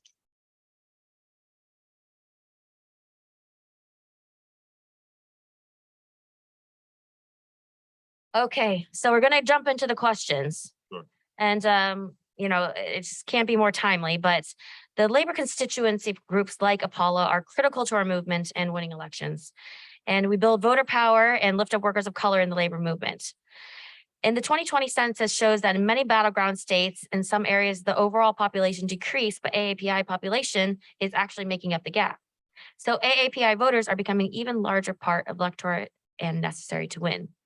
Sabrina, you are from a key state, Pennsylvania. Can you share with us what is the role of labor constituency groups to uplift workers of color who have historically been marginalized within the labor movement? Thank you, Jessica. Good afternoon, everybody. Good afternoon. That's always, let's try that again. Good afternoon, everyone. Afternoon. I don't know who I offended that I end up being on the panel with our picket line road warrior who is just featured in the Forbes magazine and our newly elected Secretary Treasurer of AFL-CIO. I don't know why I did. I'm here, but hey, I'm here. During the 2020 presidential election, like Jessica said, Apollo sent 1.3 million text messages to Asian American, and Pacific Islander voters in 12 battleground states, and that resulted in 60,000 survey responses and also contributed to the overall 11% increase of API voter turnout. And Apollo also ran door knocking program in the Georgia Senate runoffs, which included hundreds of union volunteers and led to the victories of worker-friendly candidates. And in all the work that we did that year, we supported ethnic data for Laotians and Nepali and Bhutanese voters. And also we provided in-language voter education. That's for the Chinese, Korean, and Vietnamese communities. And also because when we reach out to Asian American and Pacific Islander workers in our unions, and when we recognize them as API, when we listen to them for their issues, as when they identify as API workers, when we communicate with Asian immigrant workers in a way that folks actually understand, people feel that they're being seen and people feel that they're being valued. And that's how people can start to feel that they belong in this labor movement. And that's also how we expand the movement that we're in, because, so for example, in 2020 at Apollo Pittsburgh chapter, we, as Jessica said, we recruited 65 volunteers, right? 35 of them were college students or recent graduates. And for a lot of them, that was the first ever exposure to labor union they ever had. And that was the first time they actually talked to and worked with and volunteer side by side with union members. And so some of our volunteers started to ask about how they can be a union organizer. And some of them started unionizing baristas in coffee shops in Pittsburgh. And some of them began active in graduate student organizing at University of Pittsburgh. So Apollo Pittsburgh chapter, which was actually founded because of strong support of Fred, who was then my vice president at USW. And so at Apollo, we Pittsburgh chapter, we work very closely with LACLA chapter in Pittsburgh, which is the Labor Council for Latin American Advancement, and also a community group, Casa San Jose, to build the power of workers of color, and while we are also building the cross-racial solidarity. As an example, so a lot of what we've done was really about identifying the need of workers of color, also responding to the most urgent need that workers have. So during the pandemic, because of fund of our partner Casa San Jose had raised and shared with us, Apollo Pittsburgh distributed over 77,000 in cash assistance to 107 working families. These are families who were heavily impacted by the pandemic, but they were excluded by federal stimulus program because of their immigration status. A lot of these people were undocumented workers in the restaurant industry. Some of them were home care workers, some work in the gig economy. A lot of them were international students who lost their funding because of pandemic or lost their jobs on the campus, so they lost their source of income. We also schedule over 1,000 vaccine appointments for community members with limited English proficiency to navigate the system or have technology barrier to deal with a complicated system. And a large number of people who came to us to find their vaccine appointment were frontline workers in the food industry. And when we're like talking to people about their vaccine appointment, or when we're distributing the pandemic cash assistance, we talk to graduate student workers about the effort to organize a union so that student workers who make the university work can actually have a voice for better working conditions. And when we're talking to undocumented workers in restaurant industry, we talk about their rights as immigrant workers, but also workers, just workers, right? Regardless of your immigration status in the United States. We also talk to them about how they can band together with their coworkers to address their issues on the job. So we, as Apollo and as all the other constituency groups, we have that cultural competency to communicate effectively with these workers of color. And also we are able to build trust that we need so that we can start identifying the issues that people face and responding to the need. And we can reach out to people that are marginalized or underserved in our society to start the seed of building collective power. And so that, I feel like that's how we build a stronger labor movement, and that's how we organize the future union workers.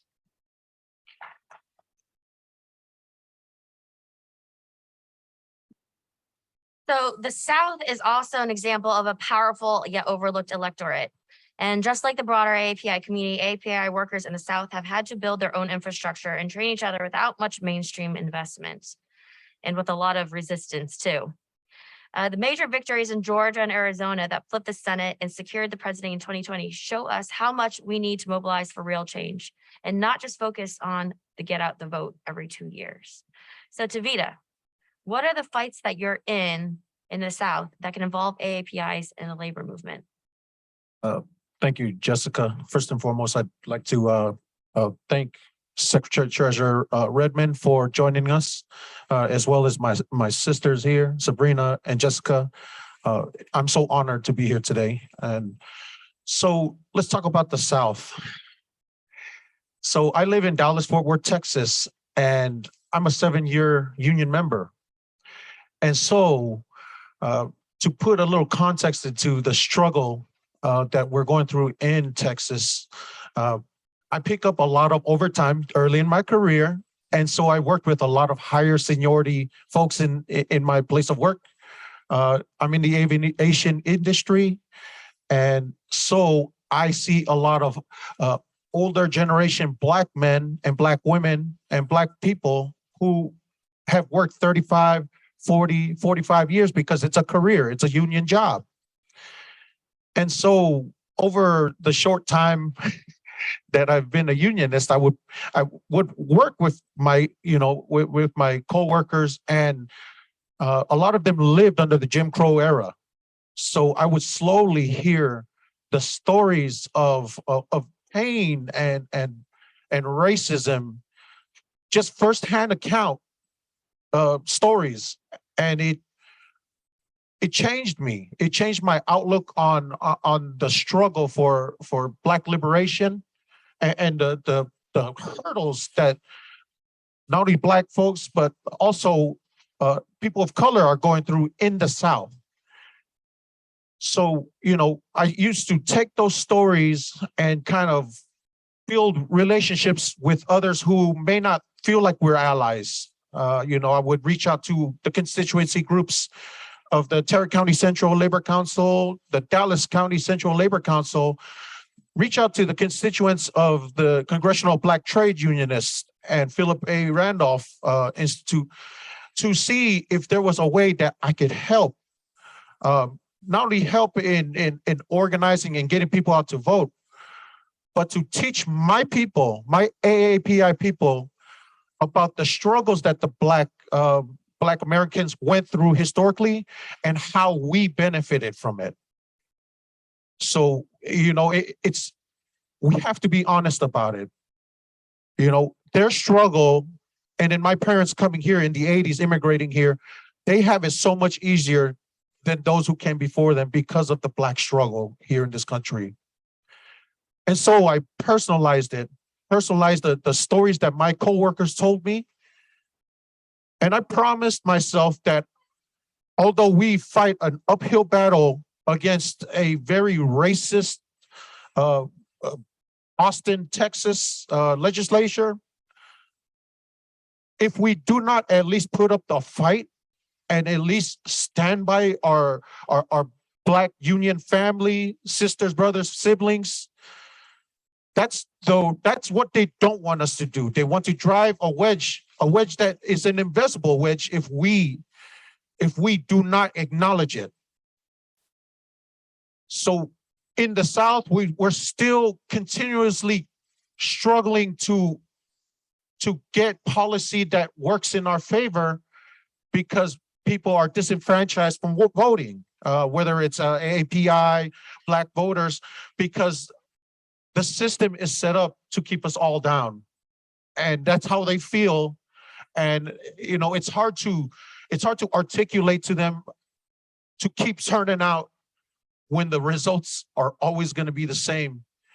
We need to change the system. And this is not just a call to action, but it's a plea to action. I'm pleading to those in the South, the organizers of Get Out the Vote. I get it. I know it's hard to do our work, especially when when we're going through it and we're feeling like we're not getting anywhere. But just know this, that our family in the African American community, they do see us and they appreciate it, even if they don't mention it. They appreciate us fighting for them because their fight is our fight. Because if it's not them, it's us. So I plead, and I'm just so thankful that there are still organizers in the South. We have a lot of work to do, but I'm confident that we can overcome it. But we just got to show up. We got to be there for each other, and we have to hold on to the bonds that we have now because they want to break it. So we can hold on to these bonds and we can show up, organize, get voter turnout. I'm not saying we're going to move the needle far to where it's going to be to our benefit. But as long as we're showing progress, it gives people hope So I'm so thankful for those who are in the South who are fighting. I get it. And I'm there with you. Let's keep fighting because our Black and brown communities need us. Our Latinx communities need us. In Texas, we all need each other. Thank you. Tevita.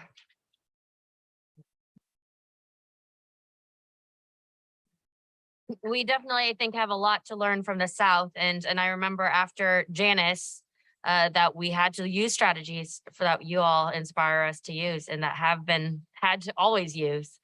So thank you for that. Now, Secretary Treasurer Redmond. In 2020, unions played a critical role in beating back the Trump administration to elect a pro-worker majority in Congress and pro-labor president. And we were very lucky to hear from him a week ago, a couple weeks. Now, activating AAPI voters was a critical part of our success in states like Arizona, Nevada, and Georgia. And groups like APALA are critical to building a strong movement and winning elections up and down the ballot across the country in 2022. So Secretary Treasurer Redmond, how can we build a winning coalition of labor and communities of color for the midterm elections? Well, thank you, Jessica. First of all, let me just acknowledge Albina and Brady, and so good to see Kent Wong, the founding president of APALA here. So thank y'all. Thank you for being in this place. Thank you for holding this meeting in the House of Labor. I know Liz is going to be down later this afternoon to spend some time with you. But look, this is before I answer the question, I'm sorry, I don't mean to take too much time. This is a sad day for America. Mm-hmm. I've been on the phone all afternoon. Liz is on the phone now talking to press people, trying to get a reaction from organized labor regarding the Supreme Court decision. But it's a stark reminder to all of us that freedom is not free. Democracy is fragile. And the only way that we're going to retain democracy is through the work of you, CBTU, A. Philip Randolph Institute, LACLA. The constituency groups is so critical. It's so critical to the very foundation of organized labor that, I can't thank you enough on behalf of myself and Liz for all the work that APALA do. And I'm so happy to be on this panel. And, I hear in Tevita a very strong passion for this coalition between the Asian Pacific community and the African American community. And I know that he means that, young man who gets it. It's so critical to this labor movement. And I can't say enough about Albina. Albina Modest, she's a rock star, okay? In Pittsburgh, she built an APALA chapter, okay? She built an APALA chapter from scratch, working with other constituency groups like LACLA. So, I don't want to prolong this, but we're so happy to have y'all in our presence this afternoon. And once again, thank y'all for bringing this meeting here to our building, to the House of Labor. Look, in terms of the midterms election in November, what we need to do as a labor movement, first of all, we got to leverage these trusted relationships that we already have. And that's why the AFL-CIO is going to be reaching out to the constituency groups like APALA and CBTU, APRI, LACLA, because you are very critical to what we're going to be able to do in November. Look, you made a winning difference in 2020, and I strongly believe that we could make a winning difference again in these midterm elections. Don't believe the hype. 20. I heard somebody say we could lose 28 seats in the House. Don't believe that. Okay, we need to stay focused.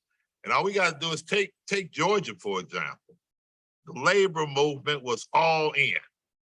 We worked with Stacey Abrams to build a multiracial coalition, and APALA played a huge role in that. You knocked on 100,000 doors, and engage with voters about the issues and what was at stake. If we want to win in November, then what we need to do is build upon that work that we did in 2020 in the battleground states. You see, we have to do something that's important, but it, in a way it's basic. We're going back to basics. Our political program is designed for us to go out and talk to members, to go back to work sites and have one-on-one conversations. We're going to listen, and we're going to talk to them about the issues that they care about. And once we build that trust, and only when we build that trust and find common ground, then we will tell them about the candidates who we feel will deliver for working people, all working people, and the candidates that care about working people's lives. But before we get to that point, we can't go into the community talking about D's versus R's, okay? We have to go to the work sites and talk to our people about the issues that are important to them. We have to rebuild that trust with our members. So that is the goal of our Labor 2022 program. Look, we have the infrastructure in this movement.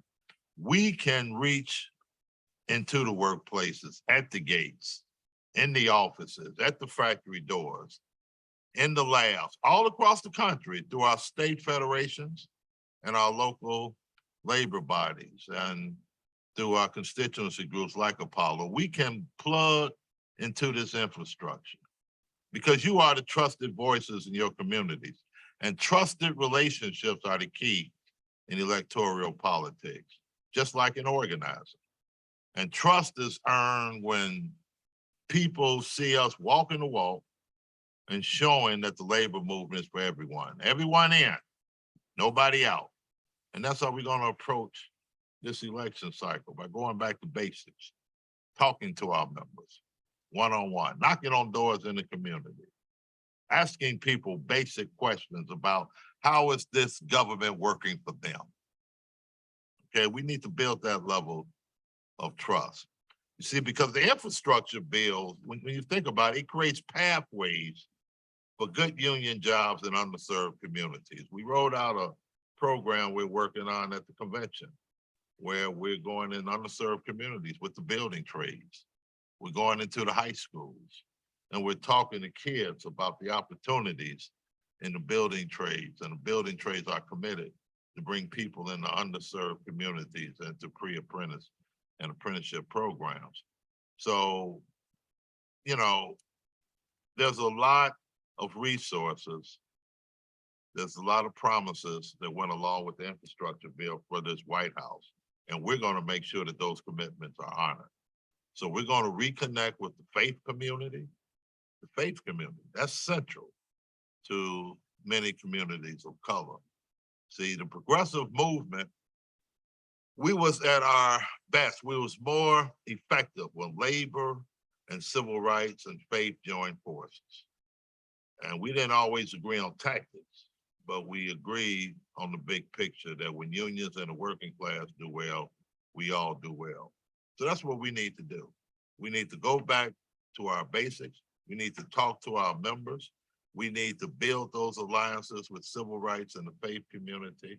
And we need to get out in the street and talk to people and let people know that we are part of the communities where we live and work. That's our strategy. Simple, basic, but it is proven if we do that, we can win. So, thank you. Thank you. So Sabrina, this next question is for you, and that was actually a perfect segue. So the work to build coalitions and solidarity across communities of color is necessary to sustain our movement. APALA and our members have long fought for economic justice, racial justice, and AAPI leadership.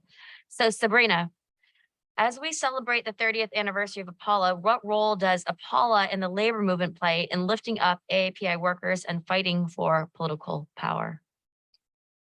As I talked about earlier with APALA Pittsburgh chapter story, a lot of the work APALA does is cross-racial solidarity and including our electoral work. It's cross-racial electoral work. Nationally, APALA helped found a national table. It's a API C4 table for partisan electoral work. That's the Asian American Power Network. Go back to my purple state again as an example. Locally in Pennsylvania, APALA play a big role in starting an API Power Caucus. And the Power Caucus just very recently, oh yeah, I see Power Caucus member in the room. Hey, you.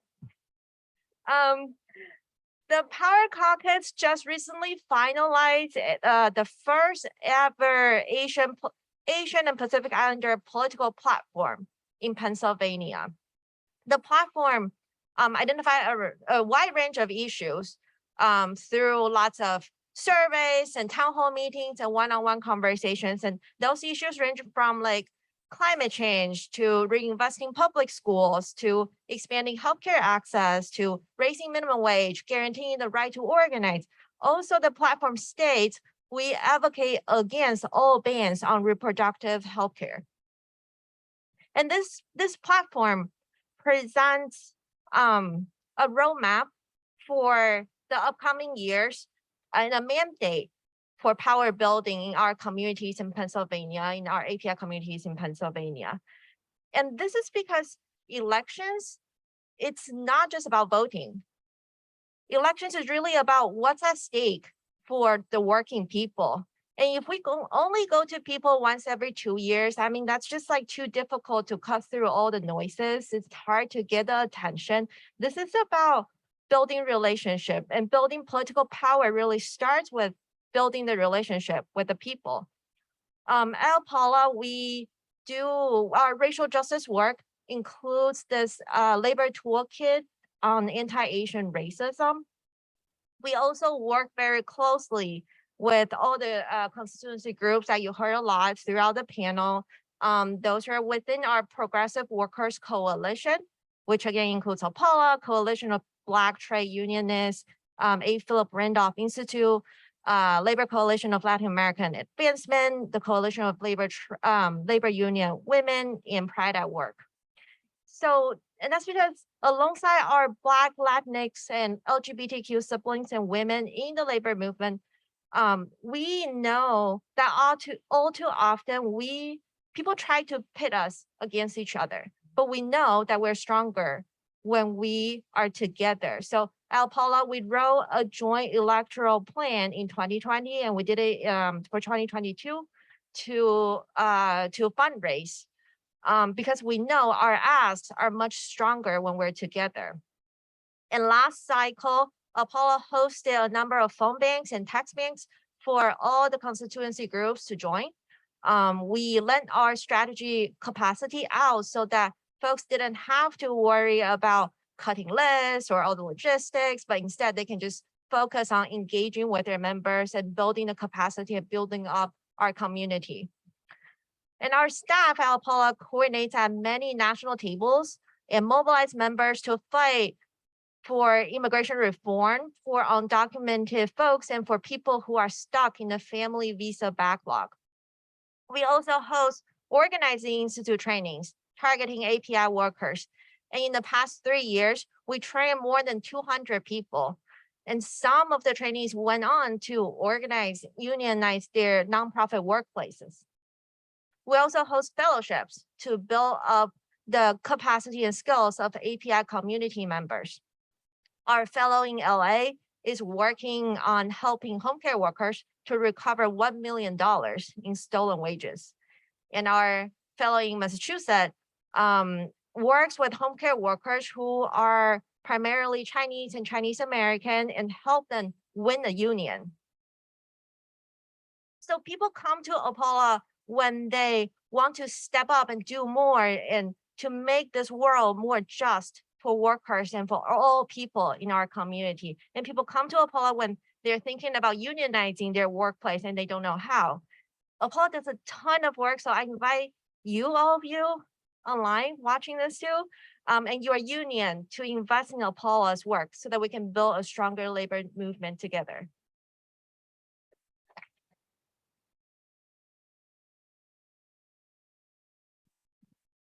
All right. So as Kent Wong actually shared at the start of this panel, the history of the labor movement also includes a history of anti-Asian racism. The first president of the AFL-CIO, Siamu Gompers, vehemently supported the Chinese Exclusion Act, testifying before Congress with stereotypes about Asian men and urging the government to close the door on Asian immigration. And just 40 years ago, Vincent Chin was a Detroit man killed by auto worker members of the UAW.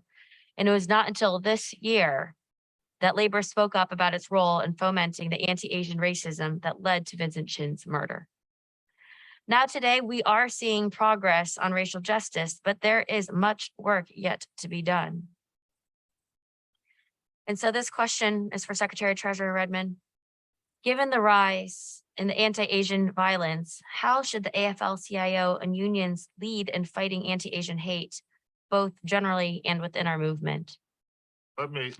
Let me first of all say this. I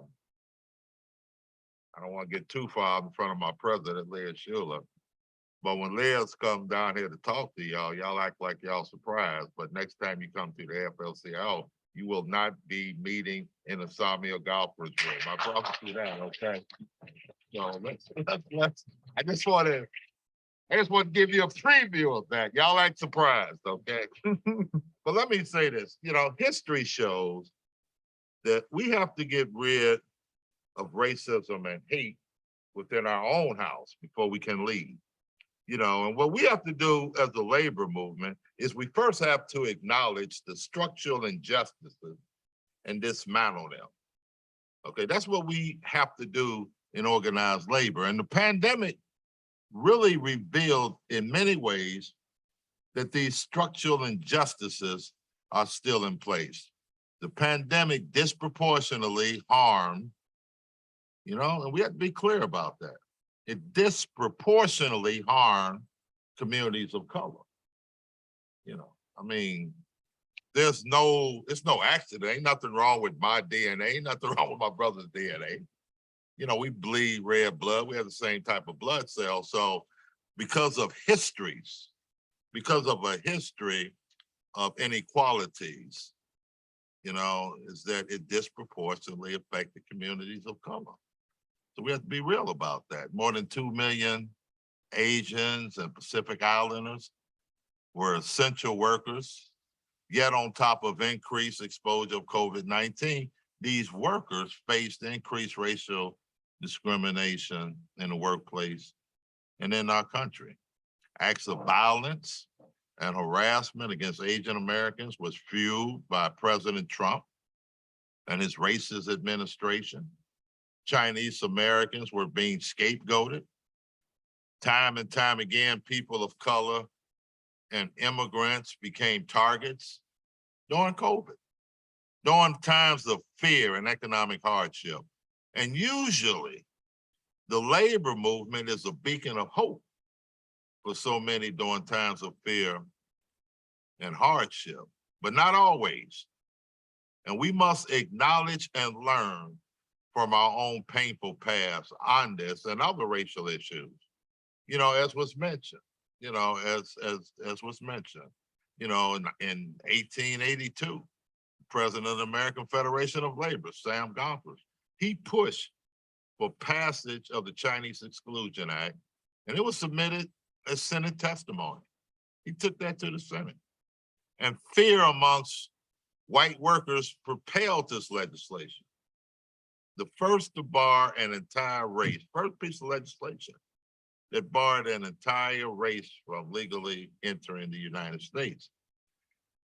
And then we saw similar dynamics in 1982, when major layoffs in the Detroit auto industry, coupled with anti-Japanese rhetoric from auto executives, union leaders, and politicians led to the murder of Vincent Chin by 2 auto workers who believed him to be Japanese.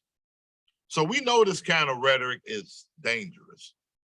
President Trump and some of his followers, they planted seeds of fear into the AAPI community, and that grew into anti-Asian exclusion and violence. And the tragic and targeted shootings of women workers and Atlanta Spalls and the Taiwanese congregation in California are horrible reminders that anti-Asian hate and anti-Asian violence is on the rise. See, this is a crisis of anti-Asian racism and violence. And as I said earlier, in order to combat this, we have to have our own house in order. Even within unions, we still have much work to do to remove barriers and lift AAPI members to higher levels of leadership so that our movement can fully represent all workers. So we have to lift everybody up. You know, when our leadership of our unions, from the local level to the international level to the national level of the AFL-CIO, when our leadership do not reflect, it's not a total accurate reflection of our membership and the people that we represent, different views get left out. You know, this is about perspectives. And too many of our members' perspectives is being left out unless we increase the number of women, the number of people of color in the leadership positions throughout the labor movement. So our network of state fairs and CLCs, that's our grassroots infrastructure in the labor movement. And we are bolstering them. We're giving them more resources to reach and support more communities and to build more leaders. And we are urging affiliates and locals to work closely with the Paula in addressing anti-Asian racism. And look, and you know, this isn't pandering, this is just facts, okay? APALA is critical to our movement. APALA is critical to winning elections. And activating AAPI voters and voters across the board is critical to our decision-making structures. And it's only through that unity we will recover from this crisis and begin to mend the wounds caused by physical and structural violence and racism. So we're addressing a lot of these internal issues within our racial justice task force, but we're trying to build. Liz and my commitment is we need to build. If we're going to be a successful labor movement, we have to build a labor movement from the leadership, not from the bottom up, but from the leadership, you know, I'm sorry, not from the top down, but from the bottom up. A labor movement that reflects people, that reflect the accuracy of the labor movement in all leadership positions throughout the labor movement. And Liz and I are committed to do that, working with our state fairs, our central labor councils, and really looking at some strong mandates, you know, to demand that, you know, we reach out to communities of color. And we are in the process now of putting together a leadership training academy where we bring people in and give them the tools and the mentorship in order to develop leaders that reflect the labor movement. Look, this is personal to me, okay? This is personal to me because I love this movement. And I know that this movement cannot succeed if we don't bring AAPI members into positions of leadership, along with Black members, young members, women, you know, because that's what the labor movement looks like. So, sorry I'm rattling on, I apologize. This is the kind of commitment we need to hear. So thank you. Thank you. So oftentimes there is no roadmap or strong support for AAPI workers to develop and grow in labor. And so we've had to build a lot of the infrastructure for ourselves, including the creation of APALA. And so Tevita, you've had to build a lot from scratch. What is your experience in lifting up AAPIs in the labor movement in the South? And how does APALA support you in that work? And how can we continue to support that? Yeah, so APALA has been a huge supporter, first and foremost. I mean, you know, it's tough organizing in the South, but, you know, my calling was to show up in solidarity at, different picket lines. And, my first picket line was very recent. It was the General Motors strike of 2019. And in the 40 days those workers were out, I was there for 36 days, and I'm not a UAW member.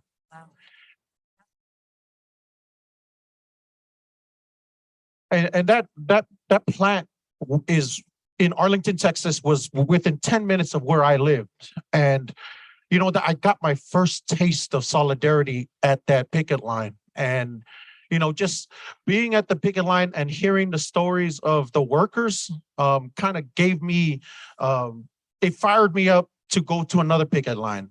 And then I started researching different picket lines that were going on throughout the country.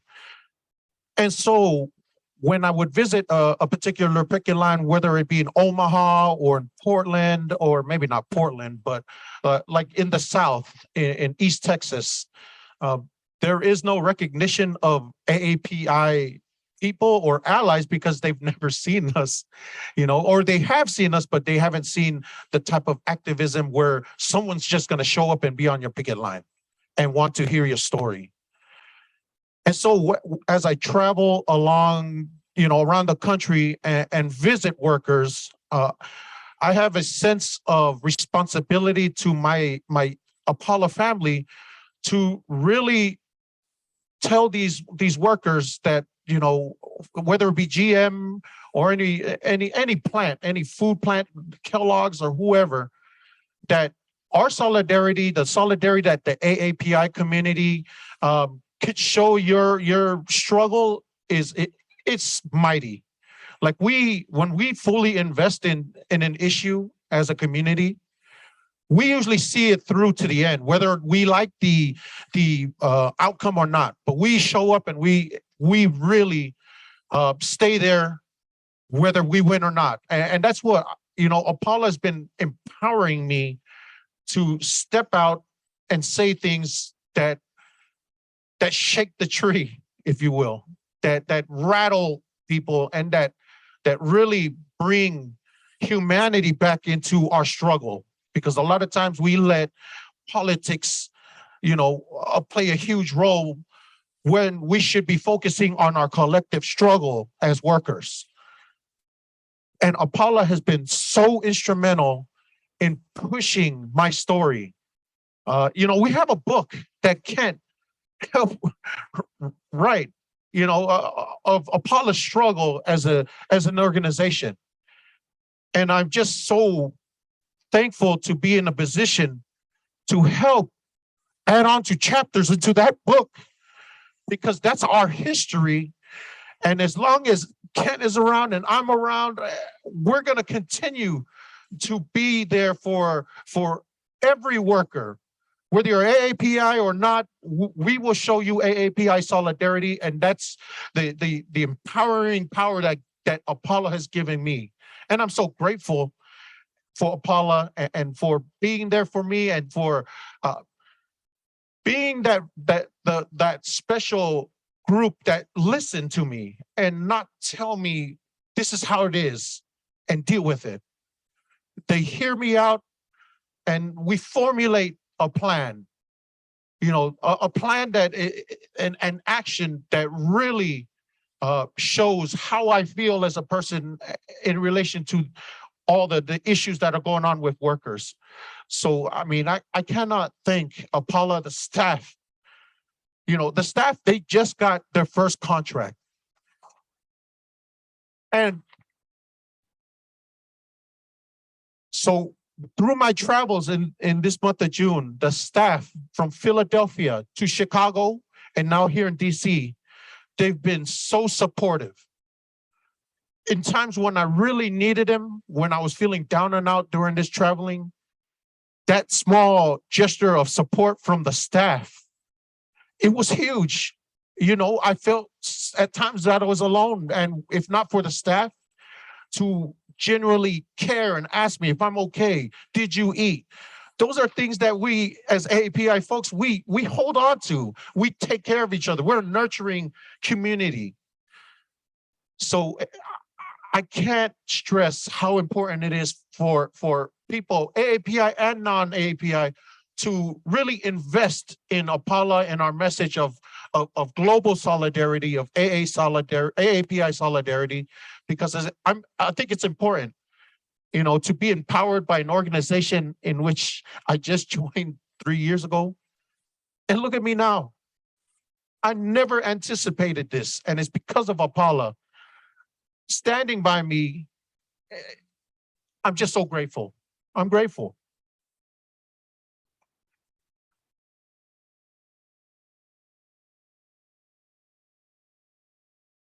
So I know we're coming to the end here, but I do have one last question. This is for any one of you all who feels moved to speak about this.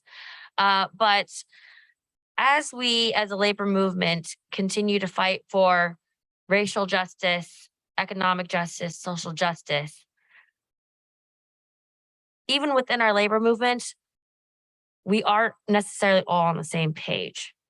So how many of you, for example, in the audience have been at a CLC or a state fed situation where you're advocating for a progressive labor candidate who does explicitly fight for social and racial justice, but then other unions may say, well, they're not a labor candidate. Anyone? Okay. Well, that's happened to me. And I don't think it's necessarily unique. And so as we redefine who a labor candidate is, how do we push our labor movement to see labor candidates as not just folks, well, you know, they agreed to the PLA, they agreed to, the fight for 15, but actually explicitly fight for racial and economic justice, or racial and social justice as well. To be, that is the definition of labor candidate too. Thoughts on that? Well, look, that's an excellent question, Jessica. And you know, we have to keep fighting. I mean, you know, I go through that struggle. I went through that struggle with the labor council, that the AFL-CIO convention a few conventions ago, when we passed the resolution where the state fairs and central labor councils should admit the constituency groups as members of the board of the state fairs and central labor councils. Then, you know, that was a step. Okay, and we had a lot of discussion this convention, I'll be honest with you, about no, those people from the constituency groups, okay, should also have a voice in terms of the COPE endorsements that they have, because I don't know, I can't say all state fairs and central labor councils don't allow the constituency groups to vote on the COPE endorsements. Some do, some don't. I think they're a little bit more liberal with that out west than they are in some of the eastern and Midwest cities. You know, we have to change that. Okay, we have to change that. You know, the whole idea about, well, you know, they don't pay per cap, you know, you organizing people who coming in and paying per cap. So it has to be a balance here, right? We have to work on that. One thing that I'm proud of that we was able to do at this convention is to have the constituency groups represented at future AFL-CIO conventions as voting delegates, okay? I mean, we stood strong for that, okay? Because you should be. On the state fair and the Central Labor Council level, we have work to do. And I would be the first to admit that. We have work to do. We still do not have representation. Look, I'm the chairman of the board for the A. Philip Randolph Institute. I'm national chairman of the board. That's a position that I haven't given up with the Secretary Treasurer's job, because Leola killed me. And because I believe in the A. Philip Randolph Institute and the constituency groups. But we still have to continue, okay, to push our state feds and our central labor councils to have a broader voice. I'm talking as a APRI board member. We have to have a broader voice and a more essential voice on those COPE endorsements and on those boards. So that's the evolution work. And I'm glad that you mentioned that, Jessica, because, you know, can understand how this works, okay? Me and Liz have to be in a position to go to the state fair presidents and the central labor councils and say, hey, look, the constituency groups is pissed off about this shit. We need to change this, okay? It all starts at the grassroots level. So, you know, we need to keep pushing on that. Now, in terms of the particular candidates, you know, one of the things that we strongly believe in is, you know, look, we have to change the questionnaires on our endorsement, whatever you call them, from our endorsement criteria that we sent out for the candidates to fill out. And through our racial justice task force, we have a subcommittee on state fairs and central labor councils that's looking at revisiting, okay, that particular issue in terms of what do we ask candidates? You know, we ask them the wrong questions, like you say. You know, no, we ask them the right questions, but we don't ask them all of the right questions. We ask them, how do you feel about PLAs? You know, that sort of thing. But we need to make sure that that whole endorsement process is revisited, okay, and updated. Because if we're gonna build a real social justice and racial justice labor movement, okay, then we need to make sure that the candidates that we endorse support social and racial justice. So we have to ask the question. We have to put it in forward of them. Let me just say this, something will be coming out from the Racial Justice Task Force addressing that issue. And we will have that debate within the House of Labor, okay? But that's something that we're uniquely aware of. And it's something that we're committed to do everything we can to change. Okay. All right. It is a Friday afternoon, and what an incredible panel to wrap us up. Real quick though, to get us a little energized, when I say AAPIs, you say we rise. AAPIs? We rise. AAPIs? We rise. When I say Apollo, you say we rise. Apollo? We rise. Apollo? We rise. When I say together, you say we rise. Together. We rise. Together. We rise. Together. We rise. Can we give it up for this panel one more time?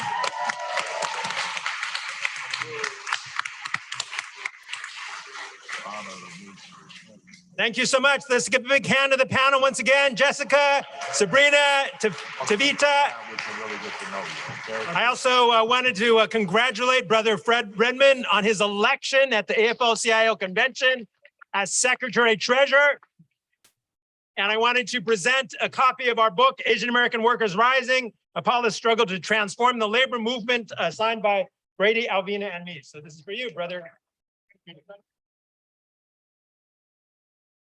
Here.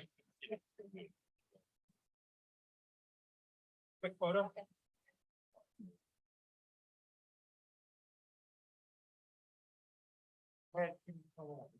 Sure. And that's actually let me move. Okay.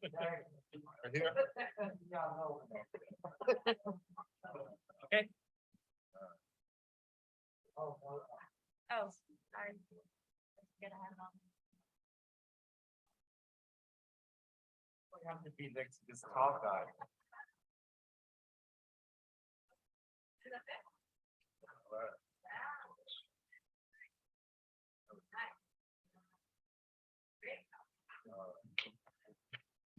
Thank you again for the panel on building political power in this critical year, 2022.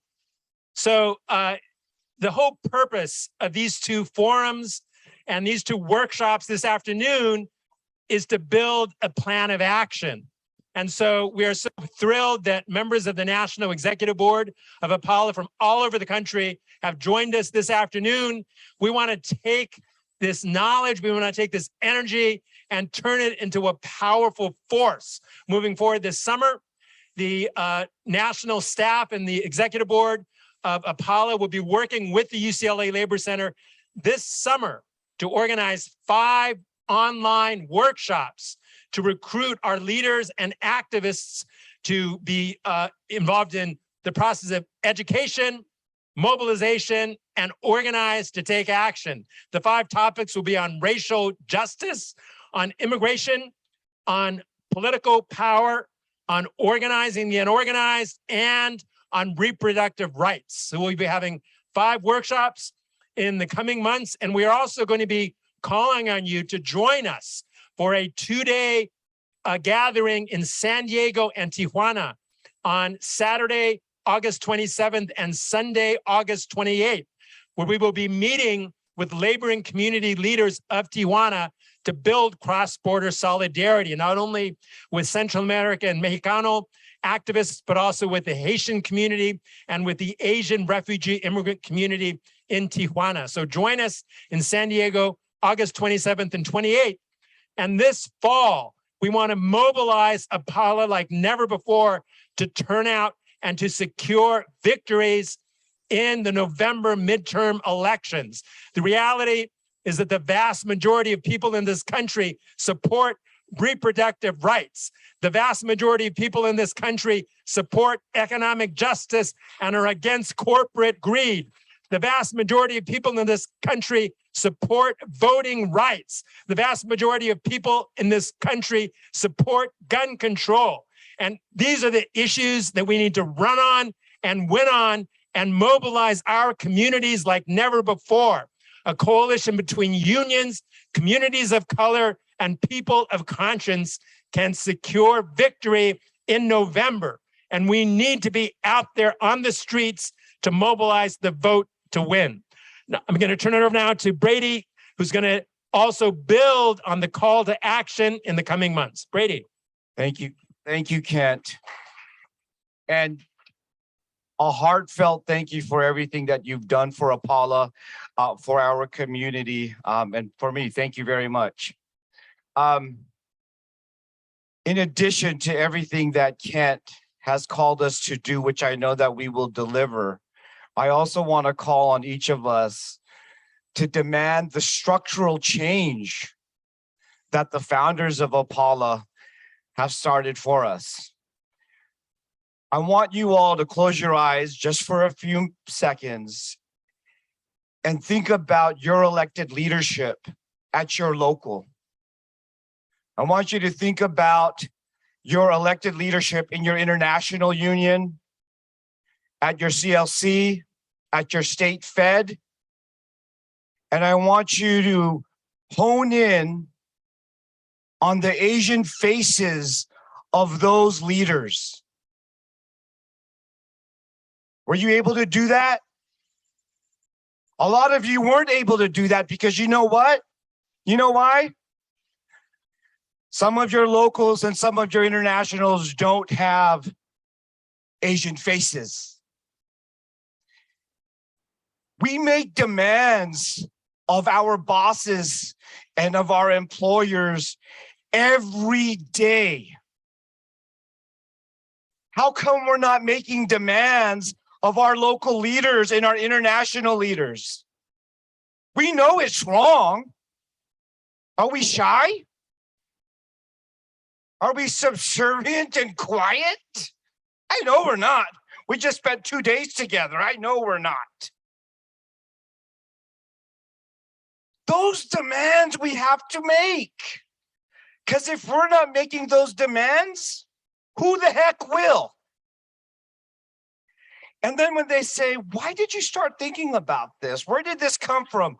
You can say at our 30th anniversary event, the Secretary Treasurer of the AFL-CIO said, representation matters. And if you want to talk to him, I guarantee you, Fred will answer the call.